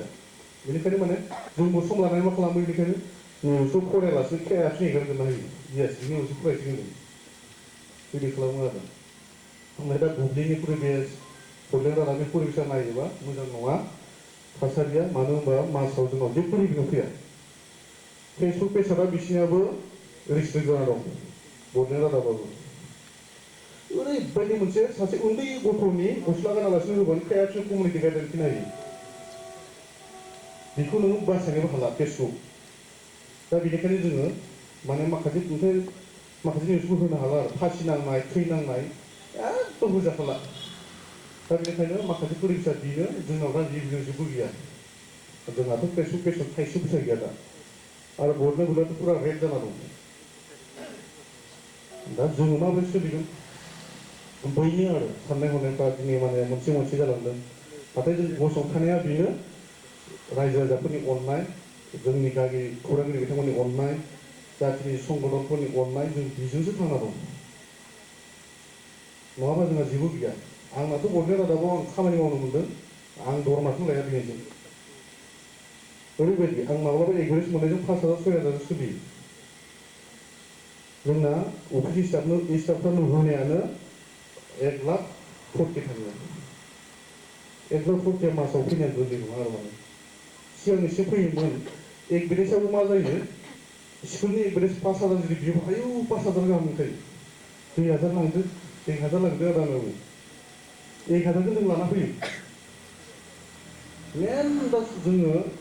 माहारियारि आफादनि दैदेनगिरि बिथांमोन दङ सारमोन दङ जोंनि गेजेराव टिभेसिनखौ जों बयबो हास्थायो नाथाय जों साबेसेया गोरों गागि खौरांगिरि बिथांमोना दङ मालाबा प्रेस क्लाबा जोंना एसे जमा प्रग्राम लानानै बिसोर सावरायनाया बिराद गोनां आरो साबेसे इडिटर गोरों दं साबेसे निउस फरायनो हानाय गोरों दं अन्नानै आं बेखौ खावलायनाय थाबाय क'क्राझार प्रेस क्लाबाव जितु कृष्णा सेक्रेटारिया আছে অল্প এটা অনুরোধ আমি এটা এনেকাই এটা বহি পেলাই এটা কথা পাতিব লাগে আমার বিকি ইডিটর বিকিআরত আমি টিভেশন আনিব কাৰণে কি প্ৰচেছ কৰিলে ভাল হ'ব जोंहाथ' मानसि नांगोन दा गागि खौरांगिरि बिथांमोन दङ नाथाय गुबुना खोनादोंमोन दमै दमै नाथाय आं मावथारदोंमोन आरो माने जों मावथारदोंमोन जोंहा राजेशन दङ जितु सारनि आइटेसननि माखासे खामानिखौ मावो बिथांमोनाथ' एकदम आसामनि मन्थ्रिफोरजों गासिबो आखाइ दं निउसफोर चेनेलफोर जितु सहैजोब्बाय जेरावबो एकदम माने बिराद साननो गोनां दा पर्टेलनि सायाव आं बेखौनो खावलायबाय बे जोंनि साफारियाबो मोजां नङा बेनिखायनो जोंनो नोंथांमोननि थुलुंगा नोंथांमोननि अननायखौ जोंनो नांबाय थागोन आरो बे बडलेण्ड रादाबजों बडलेण्ड बुब्लिजों थानानै दिनै गुबुनखौ जों एसे फोरोंगासिनो दं दा बिथांमोना जोंनि अफिसखौ फैना नायफैयो আমার অফিস नायहैब्ला सार ও এখানে হলো बे परिबेश जाहे बिदिनो जोंनो साननो गोनां आरो मोनसे बाथ्रा दुखु मोननो नाङा आं एकदम गुरबुजों बुंगोन आरो दिनै खाबु मोनदों जेब्ला जोंनि क'क्राझार प्रेस क्लाबाव अननानै गोदान निउसफोरखौबो एसे खाबु आंनिफ्राय एकदम आथिं हमनायजों समान रिकुवेस्ट बियो जोङो बेयाव दिनै 3-4 बोसोर निउस चेनेल सालायफैबाय नोंथांमोननि अननायजों जों दङ नाथाय क'क्राझार प्रेस क्लाबाव गोदान खौरांगिरिखौ हाबनो होनाय मोनसे परिबेश गैया दा जों बयबो बैसो जाबाय जोंना सारमोना बैसो जाजोब्बाय बे गोदाव सोरावफोरखौ एसे सोना लाफानानै एसे आवगायलांनो खाबु आंनिफ्राय रिकुवेस्ट थाबाय बे मानो होनबा माखासे चेनेलफ्राथ' दा जोंना गभर्नमेन्ट अफ इन्डियानि रेजिस्टार दङ मोननैल' चेनेल दं दा मोनसे बडलेण्ड बुब्लि आरो बडलेण्ड रादाब जों गभर्नमेन्ट अफ इन्डियानिफ्राय जों रेजिस्टार लानानै जों सालायगासिनो दङ जोंहा बोसोराव जों रिभिनिउ फैयो अलरेडि जोङो जितु जों बे रेजिस्टाराबो गोरलै जायाखै जोङो केबल चेनेल नामावसो मोनदों आरो जायनि जाहोनाव जों केबल चेनेलखौ जों फोथांना लाखिनो मोजां मानसिफोर नाय दा नाय जों रेजिस्टारनि थाखाय एबा जोङो जितु गभर्नमेन्ट अफ इन्डियानिफ्राय लेखा मोननांगौनि थाखाय जों केबलखौ फोथांना लाखिदों नाथाय बेयाव जेबो लाब गैया खालि जोंहा लाब दङ गभर्नमेन्ट लेखानि थाखायल' नाथाय बे मोननै चेनेला दङ अन्नानै आंनिफ्राय रिकुवेस्टआ बेनो जे क'क्राझार प्रेस क्लाबा अन्नानै इयुनफोर जाखांफुनाय बिथांमोनखौ जायगा होनांगौ आरो गासैखौबो नङा जाय जाय बिथांमोना रोंगौथि गोनां जाय बिथांमोना गोबां पर्टेलाव मावबोबाय नङाबा जोंहा इयुन जोलैया बहुद खाना जानानै थांगासिनो दं चिराङाव लायो बाक्सायाव लायो बडलेण्ड रादाबनि रिपर्टारफ्रानो चिराङावबो दङ बाक्सायावबो प्रेस क्लाबाव दङ उदालगुरियावथ' बिबानानो दङ गौराङाव अब्ला क'क्राझाराव मा टाइमाव जोंनि दैदेनगिरिफ्रा एबा पर्टेलनि निउस चेनेलनि मानसिफ्रा आं बिराद माने सानबाय फैयो आरो आंनिफ्राय रिकुवेस्टआ बेनो मान गोनां गागि खौरांगिरि नोंथांमोन आरो प्रेस क्लाब अफिसार सेक्रेटारि মহোদয় অনুরোধে আপনাদেরকে সিনিয়র মানুষ চাইলে গোল্ডেন প্রেস ক্লাবৰ পৰাই লয় আৰু আমাক ভালকৈ কাম কৰিব সুযোগ দিয়ে মই এইটোৱে অনুৰোধ কৰিলোঁ আৰু আমি যে দিনैनि बे सुंद' बुंथिनाय जितु बड'लेण्डनि 9थि गायसनथाय सान बे गायसनथाय सानजों खौरां साननि एरिया बे आयदायाव एसे सुंद'यै बुंनाय हाबाफारिखौ आं बयखौबो मान होनानै आरो बड'लेण्ड बुब्लिनि न'खर साफ्रोमखौबो आं मान होनानै आंनि बे सुंद' बुंथिनायखौ आं एसे दोनथ'बाय गोजोन्थों जोबोदनो साबायखर थाबाय मानगोनां बड'लेण्ड रादाबनि गाहाय जोंनि मैखोम फसंथान बिथांनिसिम बिथाङा खोब मोजां बाथ्राखौ फोरमायलांबाय माखासेखौ एसे चेनेल सालायनायनि बाथ्रा सिंनि बाथ्रा एसे ओंखारलायदों बेवहाय दुखुआथ' बेनो मालाबा मालाबा एडभार्टाइज जों जुदि होयोब्ला एडिटरनि दाथ' जोंनाव गोनांथियानो दा सानै नांगौ जोङो मोजां नैबे एडिटिं खालामग्रा जेब्ला होयो एडभार्टाइज सेलारिया बेसेबां होगोन ना डाइरेक्ट हरगोन सेलारि बेसेबां होगोन होननानै सेलारि सोंहरगोन बेनिफ्राय जुदि कन्टेक्ट खालामनो नाम्बारखौ हरोब्ला नै फाइन मास्टार होननानै बिदि जाहैयो माने प्रफेसनेल लाइनाव गैया आरो ओमफ्राय माखासेया जेनेबा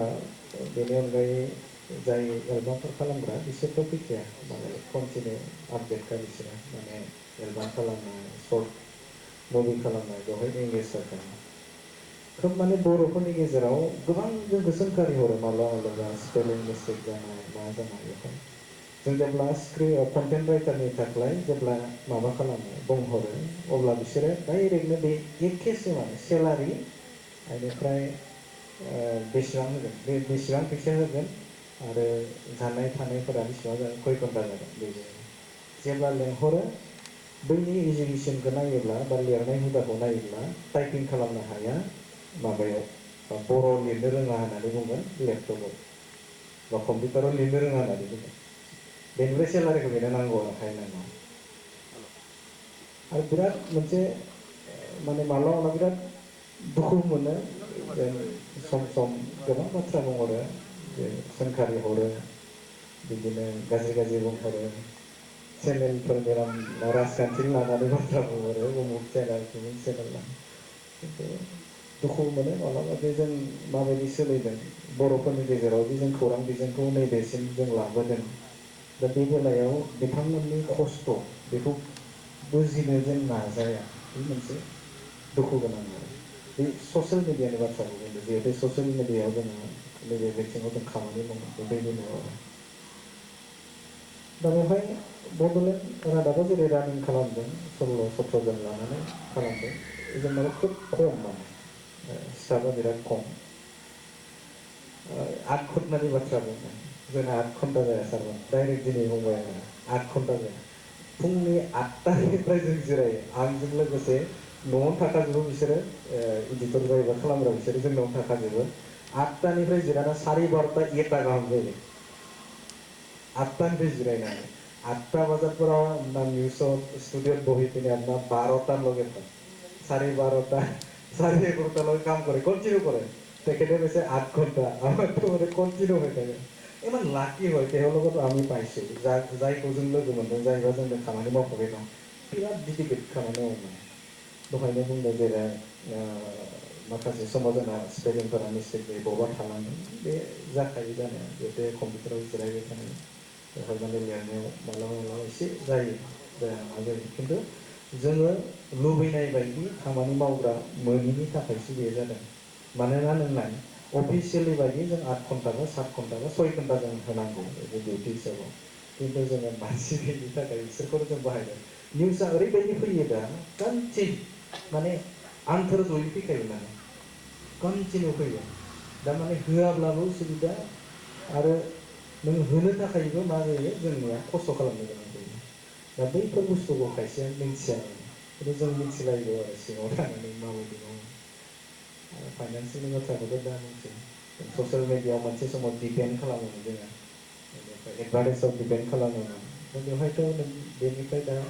ससियेल मिडियानिफ्राय आर्न खालामनाय पसिबिलिटि गैखाथारा साननोनो हाया जों दा थेवब्लाबो मानसिफोरनि बा सुबुंफोरनि गेदेमा बिथांमोननि नोंथांमोननि आशीर्बाद बे आशीर्बादजों जों बेसिम मोनफैबाय बिराद लाखि दा बेवहाय जों माब्लाबा माब्लाबा नार्भासबो जायो माने सम सम बोरैबा गाज्रि गाज्रि मोनथारो थ्रेटेनिंबो हरो बिराद खस्थ'बो खालामो ओरैबायदि सानैसो दं आंनाव बै दतमा साइडनि बेजों नोङो येसबो बुंनो हाया न'बो बुंनो हाया ओरैबायदि नांलायहरखायो जागायनिफ्रायनो माने जाथों जाथों बुंनानै होयो आरो आं जुदि मबाइलखौ अन खालामनानै बबेबा जुदि सिरि दोनब्ला बिदि बखिहरबाय थायो बुंबाय थागोन आरो गावनिखौ फुरा बुंगोन आरो नन स्टप ओरैबायदि मानसि दं नांलायहरनोनो हरखायो माने ब्लक खालामना लाबो बेलेगजों हरबावलायगोन आरो दा बेफोरबायदि जायो आरो बे जोंनि फिसा ओरैनो जों सानफ्रोमबो मोननाय दा नैबे समाव हराबो थौबाय जोबोदनो गोजोननाय मोन्दों आङो जाखिनि आलासि बिथांमोना फैबाय फैनानै जोंनि हांख्रायनाय बायदियै बिथांमोना जाखिनि बोसोन जोंनो होबाय जोबोदनो जोंनि थाखाय थुलुंगा आरो नोंथांमोननि जिखिनि बाथ्रा बुंनाय बेखौ जोङो लाखिगोन खामानि मावनो थाखाय जों थियारि जागोन आरो जाखिनि नोंथांमोना बे मावजानो जोंखौ लुबैनाय बैफोरखौबो जोङो बिजिर नायनानै जों सिगां फारसे आवगायनो थाखाय आखायाव लागोन आरो नोंथांमोननि थुलुंगायानो फैबाय थानाय जोंनि समाव जोङो जों आरोबाव रासिनै जों दिनैनिफ्रायनो खामानि मावनो थाखाय जों सांग्रांथि मोनदों दा बेनि थाखाय आं गासैखौबो नैबे समाव साबायखरखौ बावदों मोनसे जिहेतु दौथि गायसनथाय सान मोनसे बेफोरबायदि हाबाफारि लानाङामोन थेवब्लाबो लाबाय नोंथांमोननि समखौ जों बड'लेण्ड बुब्लिया लाबाय बेनि थाखाय आं गासैखौबो नैबे समाव निमाहा बिबाय जोबोदनो थुलुंगा मोनबाय दिनै नोंथांमोननि बाथ्राजों फोरमायना होबाय आरो बे समाव जोंनि खावलायनाय लेखा क'क्राझार प्रेस क्लाबनि मानगोनां आफादगिरि आरो गाहाय नेहाथारिजों लोगोसे गागि खौरांगिरि मानगोनां गेदेमा लोगो नोंथांमोन दुलाराय बर' फरायसा आफादनि लोगो गाहाय नेहाथारिजों लोगोसेनो क'क्राझार जिल्ला दुलाराय बर' फरायसा आफादनि गाहाय नेहाथारिजों लोगोसेनो गोबां दैदेनगिरिफोरा बाहागो लाबाय बेनि थाखाय आं गोसो गोरबोनिफ्राय साबायखर बावबाय हाबाफारियावनो बाहागो लानो हाबाय बड'लेण्ड रादाबनि गाहाय सुजुगिरिजों लोगोसे बिथांनि हान्जा रायजो बड'लेण्डनि बिथांमोननि हान्जा टाइम्सना बड'लेण्डनि बिथांमोननि हान्जा आरो बड'सानि बिथांमोननि हान्जा लोगोसेनो NDMA-नि बिथांमोननि हान्जा आरो लोगोसेनो गासैबो जोंनि बड'लेण्ड बुब्लिनि स्टाफजों लोगोसेनो गुबुन गुबुन खौरांगिरि लोगो नोंथांमोन खोब जों लिङाखै माने जोंनि खौरांगिरिफोरखौ जाय सेलेब्रेसनाव फैनो हायो बेखौ जों लेंहरनाय जादों मानोना ADRनि एग्जाम दङ आरो फारसेथिं फिसा जों सेलेब्रेसन खालामनो थाखाय जों आखायाव लाखादोंमोन आरो बे लेखा जों दिन सेलेब्रेसन खालामदों आं बड'लेण्ड बुब्लिनिखिनिखौ खौरांगिरिखिनिखौ आं गसंनानै खेबसे सारमोनजों सिनायथि लानो थाखाय खावलायबाय बड'लेण्ड बुब्लिनि खौरांगिरिखिना माने सिखारनाया आरो जोंहा कन्टेन्ट राइटार आरो एंकर दङ साब्रै बिथांमोनखौ सिनायथि लानो थाखाय खावलायबाय बिराद खामानि मावनो खस्थ' खालामबाय आं बुंनायानो टाइम माने नायस्लाबा कन्टिनिउ जायो माने खौरांगिरिफोरखौ जोङो हांख्रायस्लाबनाय जायाखै माने हांख्रायखायाखै जोङो जाय फैयो बेनोल' बिदि थ' नैबे समाव आं गासैखौबो आंनि गोसो गोरबोनिफ्राय मोनाबिलिनि आंनि गोसो गोरबोनिफ्राय बड'लेण्ड बुब्लिनि जानानै साबायखर बावबाय हाबाफारियाव बाहागो लानायनि थाखाय समनि आंखालाव माखासे गागि खौरांगिरिफोरखौ गोसो जासेयावबो बिथांमोनखौ जोङो बिबुंथि बिथांमोननिफ्राय जों खोनासंनो समा थिनला बेनिखायनो निमाहा आं बिथांमोननिसिम बिबाय आरो नैबे समाव गासैबो जेन हरनि जे आदार बेखौ जेन जालाङो जोंना जिरायग्राया एसे खम जाबाय नैबे डाइनिं टेबोला थ' बेखायनो एसे जेन दसे जों फाला बदल जों जालाया आं बेखौ गासैखौबो खावलायबाय थ' बेखायनो जेन रावबो जेन जायालासिनो जेन दाथां बेखौ फोरमायखाबाय मानोना जोंना बेफोरबायदिनो सोलिलांनांसिगोन फिसा फेदेरदोंनो जिहेतु कम्पानि अननानै आं गासैखौबो हरनि आदारखौ जानो थाखाय खावलायदों आरो लोगोसेनो नैबे समाव जाखिनि जोङो मोनसे थांखि लादोंमोन खौरां साननि रेगा नैबे दौथि बड'लेण्ड बुब्लिनि गायसनथाय सान बे लोब्बा लाखिनो बेखौ जों हाबाफारिखौ लादों बेवहाय नुजाथिफैनाय गासैनिसिमबो आंनि गोसो गोरबोनिफ्राय साबायखर बावनानै दिनैनि सावरायनाय आयदा आं बेखौ बेखौनो फोजोबबाय आरो लोगोसेनो मोनसे रिकुवेस्ट जाखिनि बाहागो लाबाय सारमोनजों मोनसे जोंनिफ्राय फट' बासिनानै बेखायनो हरबाबो एसे मोलेलेबाबो जों लाखिनोसै सारमोनखौ सिनायथि बायदि